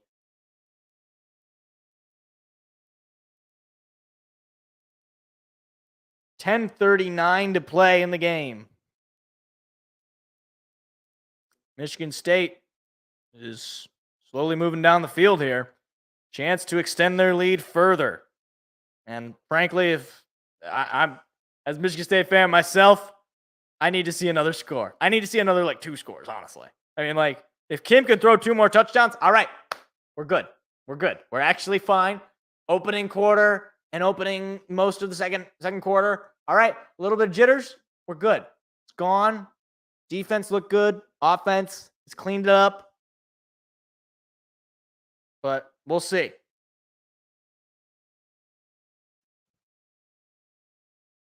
Here's the snap, a little high. Kim going to hand it off to Carter. Carter looking for a lane, trying to force his way through. He is taken down, but gains about 4 or 5. Again, Nathan Carter consistently gaining yards.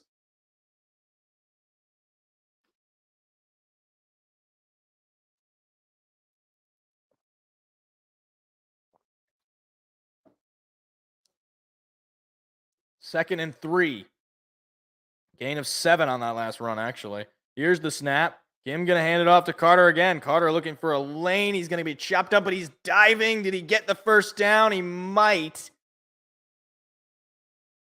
They might give him the first down. That's a good effort from the running back out of UConn. And they will. It'll be 1st and goal, Michigan State.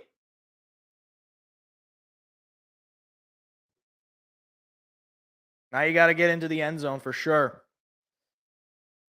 Ball at the Chippewa. I believe that's the 8-yard line. Kim lining up under center. Moves the man in motion from his left to his right. He's going to fake the handoff, looking to pass. Kim going to fire to the end zone. It is caught. Touchdown, MSU. Malik Carr with the reception. And he finally is able to catch a football, and Michigan State extends the lead. Malik Carr, who had been dropping everything that went to him, able to get his foot down. That's a fine play by Carr. That is a fine play. He doesn't wear gloves either. He caught that barehanded, got his foot down. Touchdown, MSU. That's got to feel good for Carr. 30-7, MSU on top, trying to make it 31 as they bring in a new kicker. Here's the snap. The kick is up, and it is good right down the middle. 31-7, Michigan State on top. Get the fight song. Come on.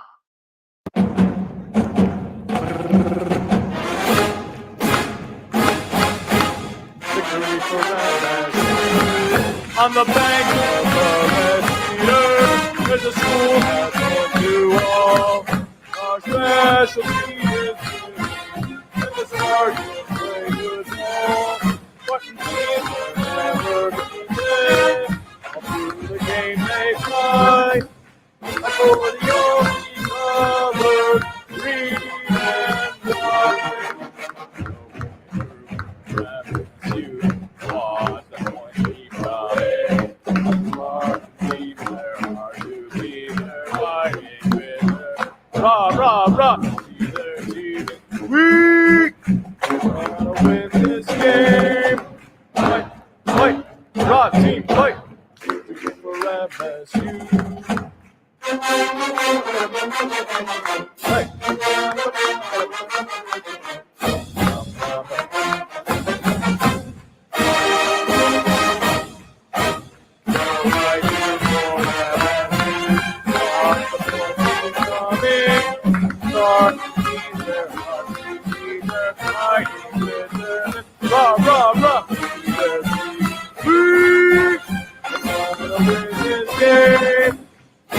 Fight, raw team, fight.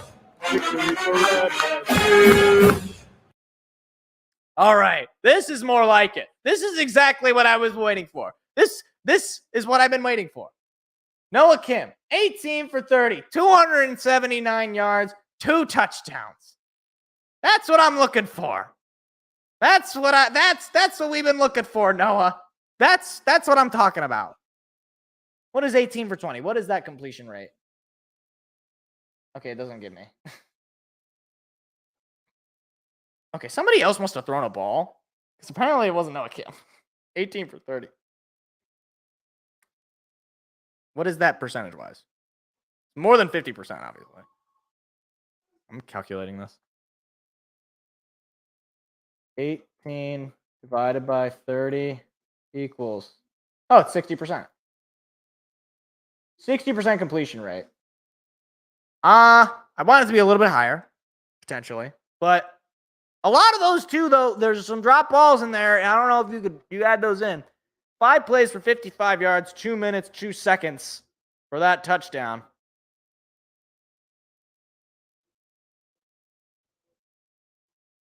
What is this? Sparty has a camera. Is that a real camera? Has Sparty vision on. I don't think that's a real camera. I'm not sure. Here is the kickoff. It's a line drive to the end zone.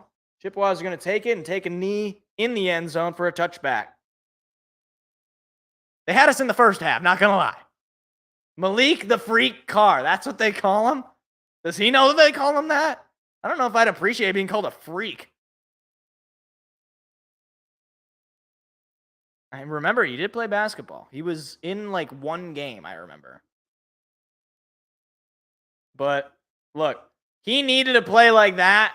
Because he was dropping everything, and it was really frustrating to see. It's good to see him make a catch for a touchdown, and a contested catch at that. It was a really good catch. Jose Bauer, Jace Bauer. Okay, I didn't know if he was Hispanic. Jace Bauer is in at quarterback for the Chippewas. He's going to hand it off, looking for a lane, not really going to find much, going to gain a couple of yards. So the spread here was 13.5. Right now, Michigan State is covering that.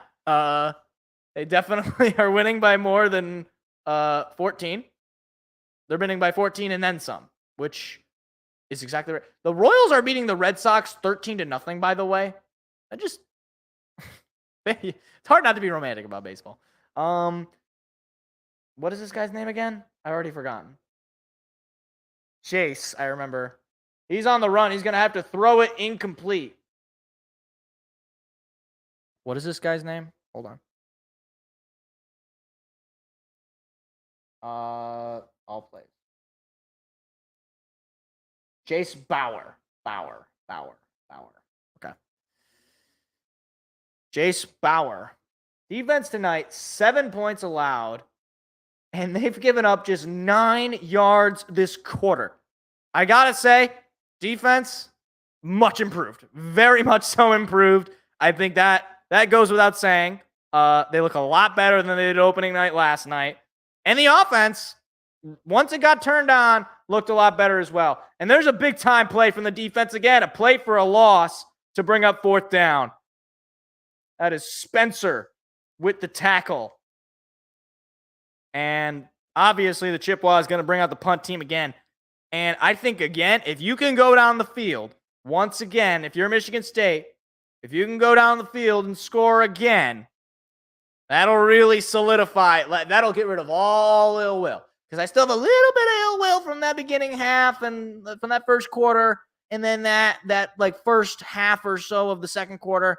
Like basically from that last minute or two of the second quarter beyond, everything has been flawless. This is exactly how the game should have been playing out all game, which is concerning that it wasn't playing out all game. But here's the punt. And Henry's going to try to take this one out. He's going to get tackled immediately. So no gain there on the return. The Spartans are going to get the ball back. Chance to extend their lead again. They're up 31-7. 7:22 remaining in the game. All right. I've got to use the bathroom because otherwise I just won't. So I'll be right back.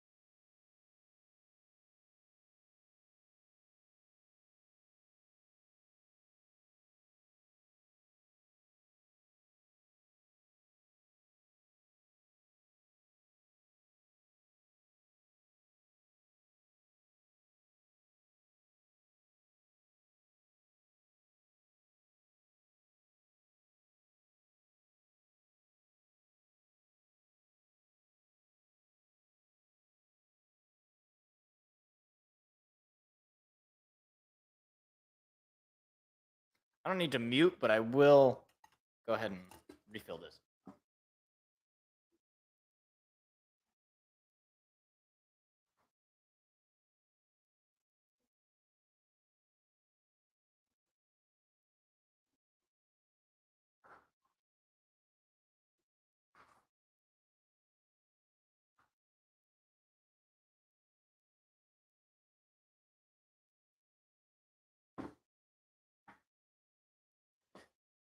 All right. Okay. Love another scoring drive here, guys. Love another scoring drive. Now, obviously, you can take your time, but honestly, I don't know. Why don't you just show me what you got? Just go ahead and show me what you got. Central Michigan student body president in 1957, played football and baseball, announced 43 NFL seasons. Ooh. I don't know. I have no clue. Went to Central. Wasn't the guy who was with John Madden, right? Okay, Dick Enberg. I don't know who. I don't even know who that is. Noah Kim is still in the shotgun. Takes the snap.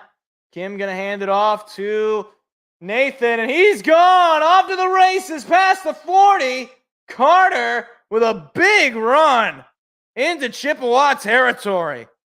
Talk about a fine way to start. It looks like it's actually behind. So that's weird. Like when I was doing like the Lions games, it was ahead, but now it looks like it's behind. So I can actually see. Yeah, Nathan Carter with the run. Yeah, this is better. I can just have this up here so I can see the play. 31 yards. This is great. Why can't it always just be ahead? I don't know. I blame YouTube TV. Or maybe they fixed it. I don't know. Here's the snap. Kim going to fake the handoff, looking to pass. He's got to get rid of it quickly. He's going to lob it up in the air. Nobody home, incomplete. And I think he was just getting rid of it because there was pressure coming, but no receiver in sight.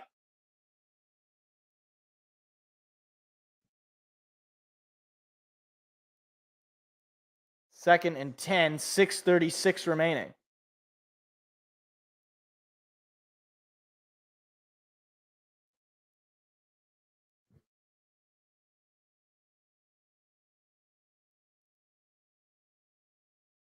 And a flag is down in the backfield. And I don't know if they're looking to see if this was intentional grounding. Because that ball didn't get out of bounds. And they are going to call him for intentional grounding.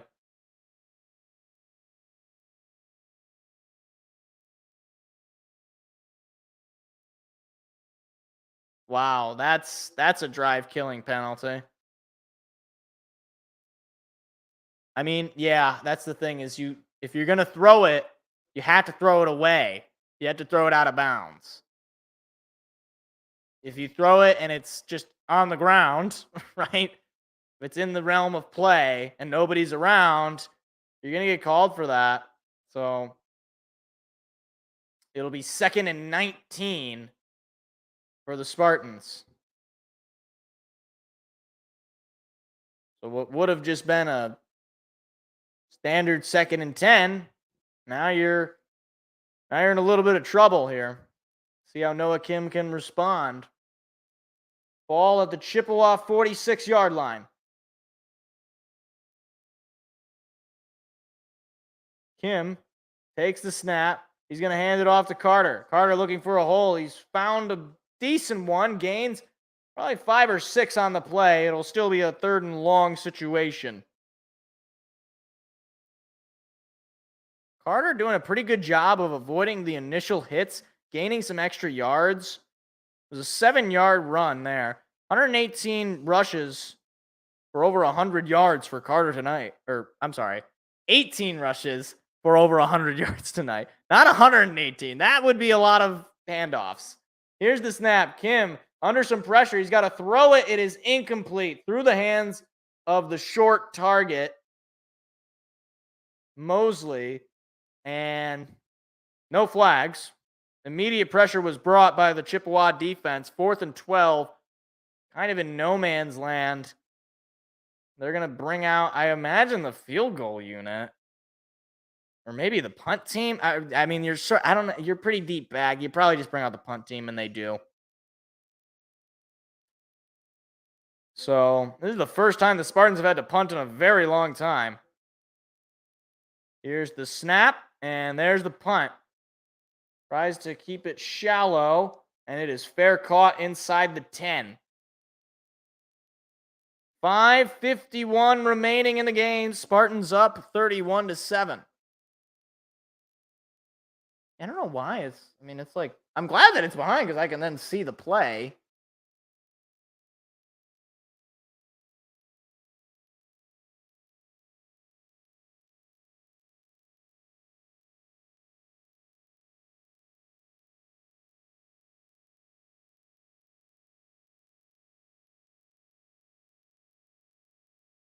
I wish you would have scored there, though. I really do.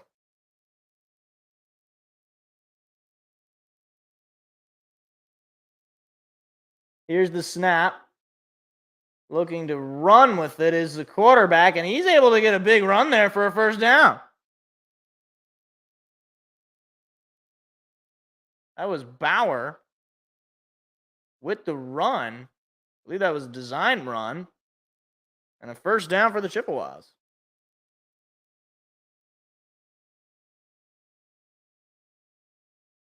I don't know why. It's actually really far back.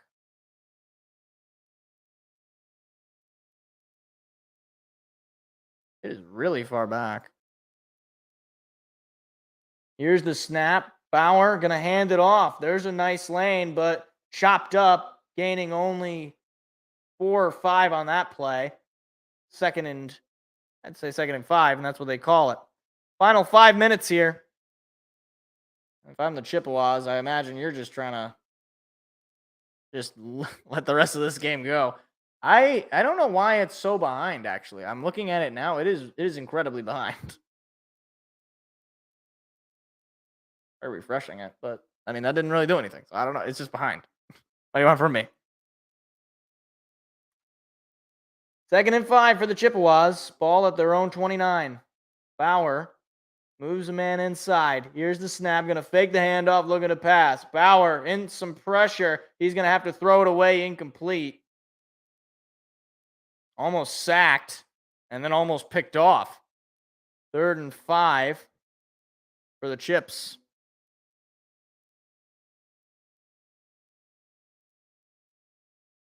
Why is it like, it's like way behind?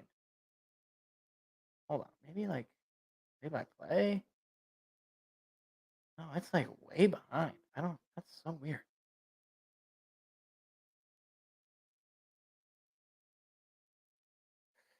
Third and 5 for the Chippewas. I guess that's why I'm here.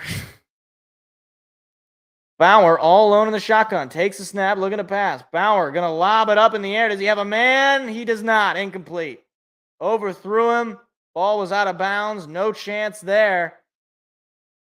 4th and 5 will force the punt team out for the Chippewas once again. Another stop by the defense.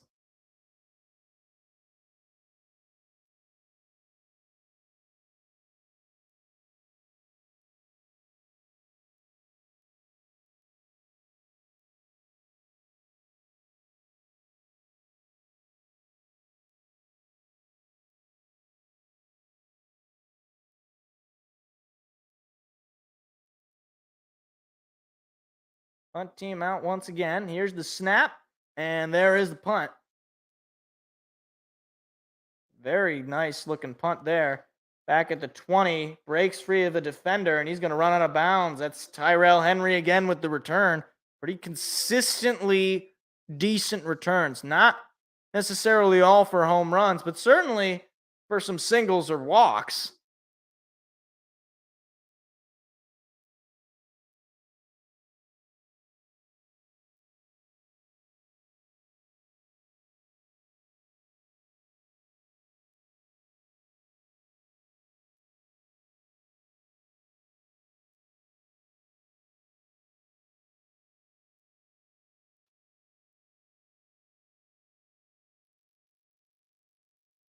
Another injured Chippewa, I'm hearing on the broadcast.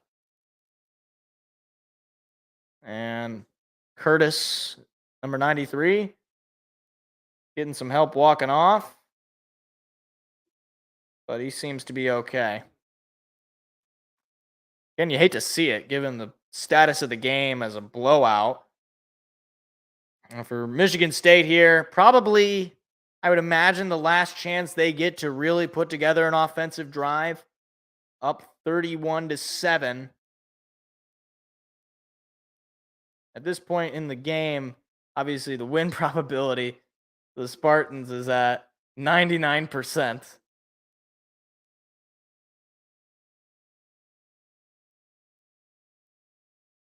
And it looks like they might be bringing in Caden Hauser. So Noah Kim's night is done, and Caden Hauser, we're going to get a look at him. So Hauser is in. Here's the snap. Hauser going to hand it off, and a loss on the run from the running back, number 23. He's another substitution. Caden Hauser, freshman out of Anaheim, California.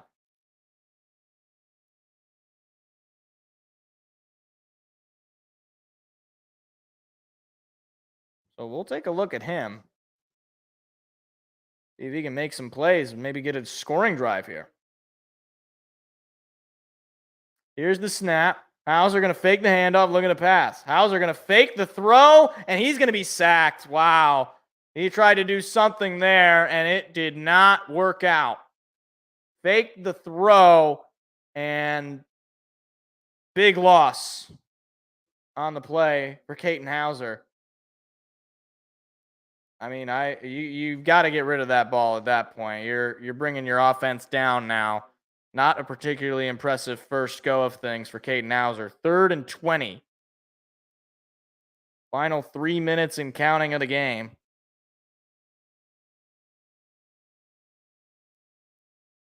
Here's the snap. Hauser looking to pass. Hauser has time. He's going to fire one up the middle. Nearly intercepted.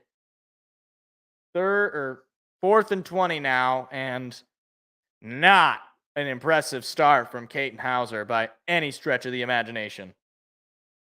That was a low ball right down the middle and through the hands of the defender. That very easily could have been an interception. So the punt team comes out for the second straight time for Michigan State offense. Not a particularly good showing the last couple of drives for Michigan State. And certainly not particularly impressed by Caden Hauser. Here's the snap. Punt is up and away. And it is relatively deep. Takes a Michigan State roll back to inside the 35. And the Chippewa offense is going to come back out again.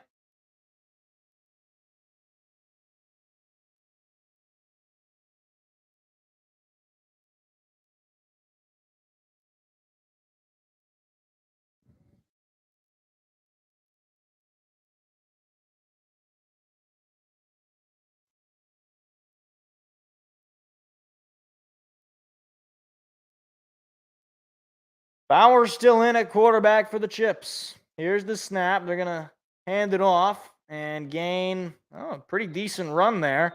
About 6 on the play, forcing his way through. Both teams still have all 3 timeouts, but I reckon they're not going to be used. 2nd and 5, a gain of 5 on that last run. No 2-minute warning, obviously, in college. So this will likely just be the last possession by either team. Just trying to get off the field if you're Central Michigan. Bauer is in the shotgun, takes the snap, gonna keep it, or no, he's gonna hand it off, tricked me, and he's gonna get chopped up a little short of the yards to gain, a little extracurriculars. It'll be a gain of 3 on the play, 3rd and 2.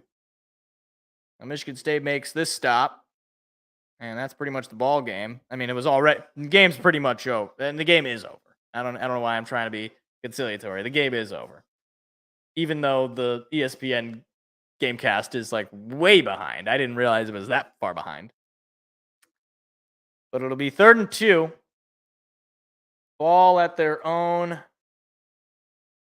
44-yard line. Here's the snap. Bauer going to keep it. He's going to run with it, and he's going to gain a pretty decent chunk into Spartan territory. Flag comes in late. If it stands, it'll be first down, Central Michigan. Another face mask penalty on the Spartans.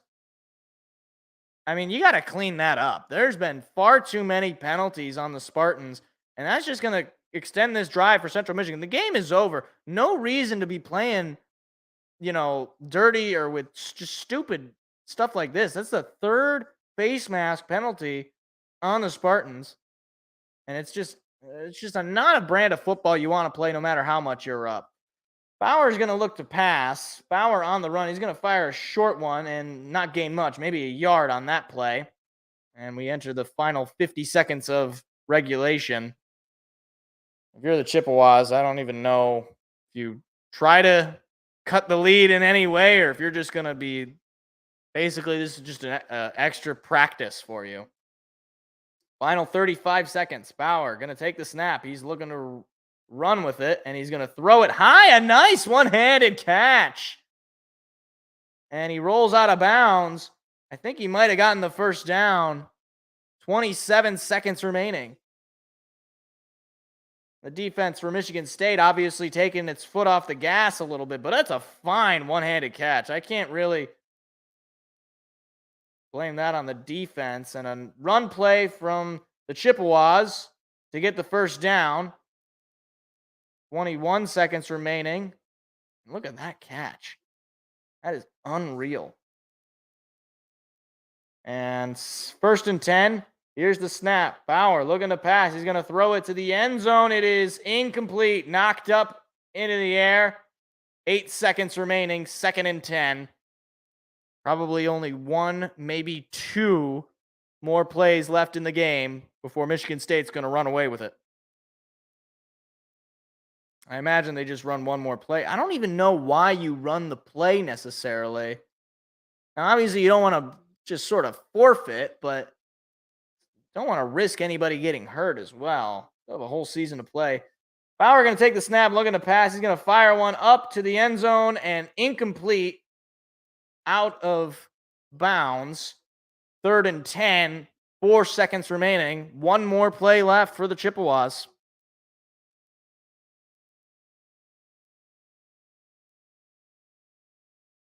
It is seriously like 2 whole minutes behind. More than 2 minutes. Like, I don't know when it's going to... Is it just going to randomly be like, oh, actually, Michigan State won. Surprise.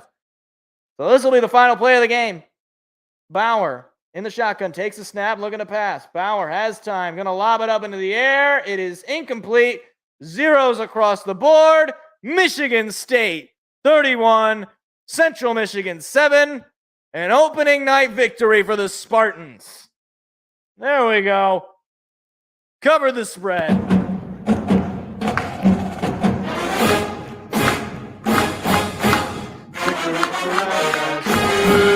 On the bank of the Red Cedar, there's a school has one to all. Our specialty is winning, and the Spartans play good ball. Spartans still are good to be dead, and through the game they fight. And for the only color, 3 and 1. Alright, 2, 4, 7, 6. Watch the points keep coming. Hard to be there, hard to be there, fighting with their rah, see their lead. We're gonna win this game. Fight, raw team, fight. Victory for MSU. Rah.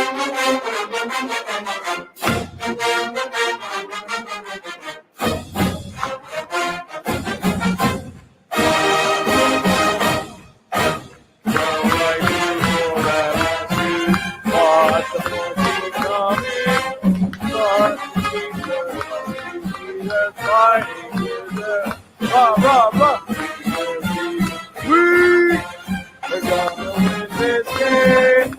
Fight, raw team, fight. Victory for MSU. A Spartan victory. We're going to break it down real quick before we get to call our on-the-field correspondent.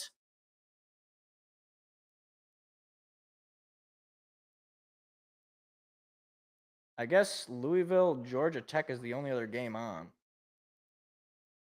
So I guess I'm just going to switch that over. But all right, let's break this down real quick. Let me mute the TV. So Noah Kim started a little rough. Had us in the first half, not going to lie. But 18 for 31, 279 yards, and a couple of touchdowns. Not amazingly impressed, given that really rough start. His numbers should have been better, but a lot of those were or not a lot of those. A few of those are drop balls, so his numbers are a little bit smaller than what they should be. But Nathan Carter, hey, 18 carries for 113 yards and a touchdown. He looks like he's running back one as far as I'm concerned. I would like to see him get a few more carries for sure. On top of that, a lot of different receivers getting targets. Jaron Glover, I don't know if I'm pronouncing that right. 3 receptions for 75 yards. Christian Fitzpatrick, a couple of receptions for 70 yards. Trey Mosley, 3 receptions for 39 yards. Then you had a couple of receptions for Tyrell Henry for 25 yards and a touchdown. You had Nathan Carter with a reception for 21 yards. And then you had, Malik Carr? Only the 1 reception for a touchdown. A lot of drop balls by Malik Carr. He needs to clean that up if he wants to be tight end number 1, for sure. On top of that, we already did the rushing touchdown. So a couple of rushing touchdowns for Jalen Berger and Nathan Carter, respectively. Defensively, though, team was pretty much locked in. They did not give up a whole lot of points, for one, and then also were pretty much locked down as far as those big-time plays. Cal Halliday, TFL. Malik Spencer, TFL. Jacoby Windman, TFL. Angelo Grosse, TFL. Dylan Tatum, half a TFL. So he was, two people man. 2 people tackle. Charles Brantley, TFL. Zion Young, TFL. Aaron Brule, TFL. Chris Bogle, half a TFL. Dre Butler, half a TFL. Simeon Barrow Jr., TFL. Tumuiz Adelaide, half a TFL. You had a lot of guys with TFLs. You had a couple of guys with sacks. Aaron Brule with the sack. And Simeon Barrow Jr. with a sack. Jacoby Windman with a sack. So you had 3 sacks total. 76 total tackles. I don't know what PD is. Didn't give up a touchdown. Wait, what? Oh, okay. Never mind. I was going to say, they definitely gave up a touchdown. And then obviously you had the Cal Halliday with the interception. Tyrell Henry was decent on... No, Michigan State punt returns. That's just not true. That's just not true. I don't know why there's no stats on that. That's weird. But I mean, we had an average Ryan Eckley. Hey, 43 average on his punts. I'll take that. So they had us in the first half, not gonna lie. Let's see if we can get Seth. Let's see if we can get through to Seth. Let's try to get through. Let me see if he's in my recents. Okay. We're gonna try to get Seth, our on the field correspondent. Coming in. Here we go. I'm not sure if he'll be. Oh, here he is. Hey, Mike. Hey, Seth. You're live right now. Oh, I'm live. Yes, hello, we have everyone. an on the field correspondent. So they had us in the first half. Not gonna lie. They had us in the first half for a little bit. I was getting a little upset. Okay. Yeah. What were you seeing out there, Seth? You were in the student section. What was it like? What was the feel? Well, I was upset first half. Then we finally started playing football in the second half, which was pretty cool. Yeah, that was a good move. I think it was a good coaching decision. Just to start playing the game of football. That's cool. Well, the thing that really was, inspiring for me is that, Jay Johnson is employed. So like that really just goes to show like anybody can be an offensive coordinator. If you think you can't get a job, just look at Jay Johnson. He had a job after that first half. I know. Yeah, and Scotty Hazelton did too. Yeah, well, Scotty Hazelton. I'm not even. The defense looked much improved. They were making stops in tough situations. It was a little rough in the first quarter or so, but once they locked in, they were pretty much not giving up anything. Like they didn't give up a single touchdown for three out of 4 quarters. Yes, which is that was a massive W. So anyway, we played football in the second half and we won. Score prediction of mine was kind of off. Yeah, we covered the spread. It was 13 and a half, which is good. Yes, we managed to beat Central Michigan by more than 14 points. Which, I mean, hey, we'll take it where we can get it. Right. We'll see what this means after we don't play Mickey Mouse teams, but whatever. Yeah. The other thing I wanted to ask, what did you think of Noah Kim? Because he kind of got it back near the end there, similar to just the offense, but at the beginning, it was bad. He kind of gave me a brain aneurysm a couple of times. Yeah. He was missing guys. He was overthrowing guys. And to be fair, guys were dropping balls too. Malik Carr couldn't catch to save his life until that very last touchdown. Yeah. And, in the crowd as well, people after Noah Kim missed like a 5-yard pass were saying put Kate Hauser in. Yeah, I was saying the same thing. Do that. I was thinking the same thing. I was like, I feel like we've seen enough, but no, all right. I'm glad we didn't do that. Yeah, I mean, because Kate Hauser came in and he did not look ready. He looked like a freshman playing. Yeah, he looks like he's gonna need a little bit of time. He'll get there.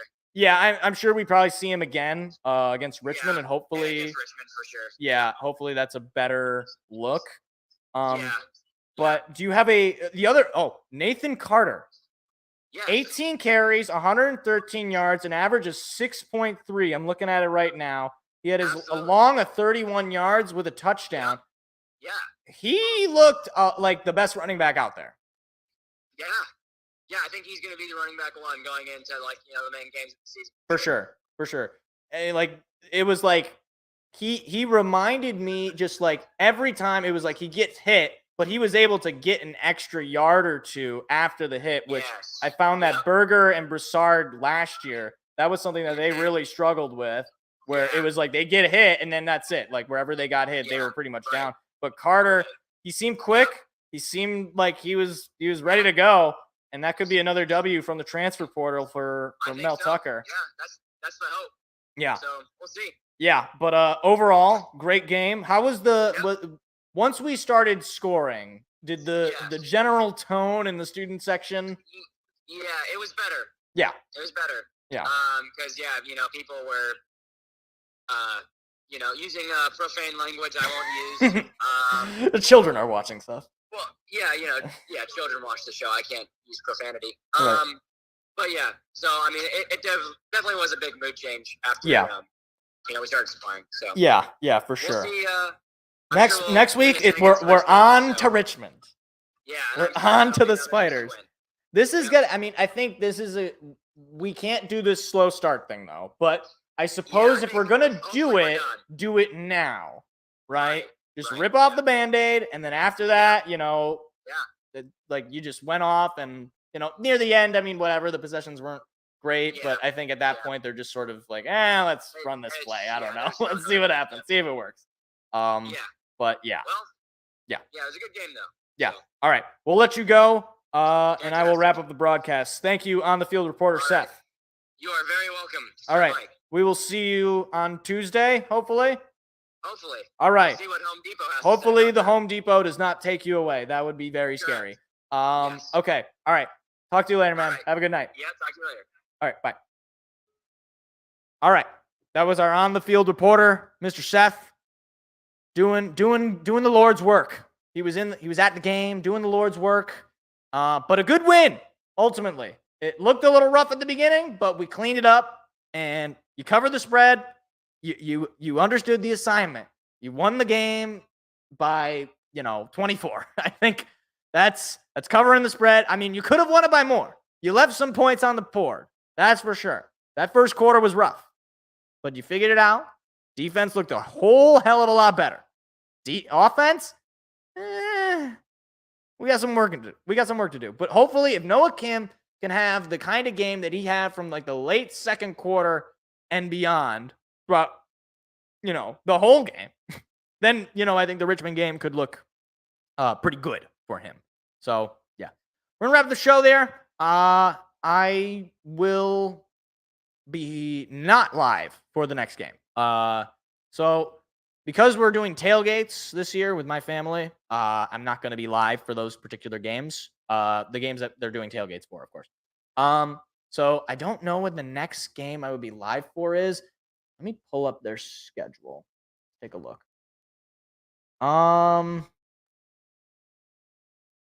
Probably would be the Iowa game. Would be the next game that I would broadcast. Because we have 3 more home games in a row, then we're on the road. So, yeah, okay. That sounds good. So, I will probably not be broadcasting the Richmond game, nor the Washington game, nor the Maryland game. But at Iowa, who is currently ranked number 25 in the country, that game I would be live for because that's on the road. But my voice is a little shot, so we're going to wrap it up here. Thank you for anyone who came out, and I will see you all. Hope we'll probably have a better breakdown, especially of the game, as we get into next week's show on Tuesday. As we also, a lot of it is going to be also dominated by NFL stuff. So we'll have a probably brief breakdown of this game, what we're looking forward to with Richmond that particular weekend, and go from there. So that's it. I'm going to wrap it up. See you all later.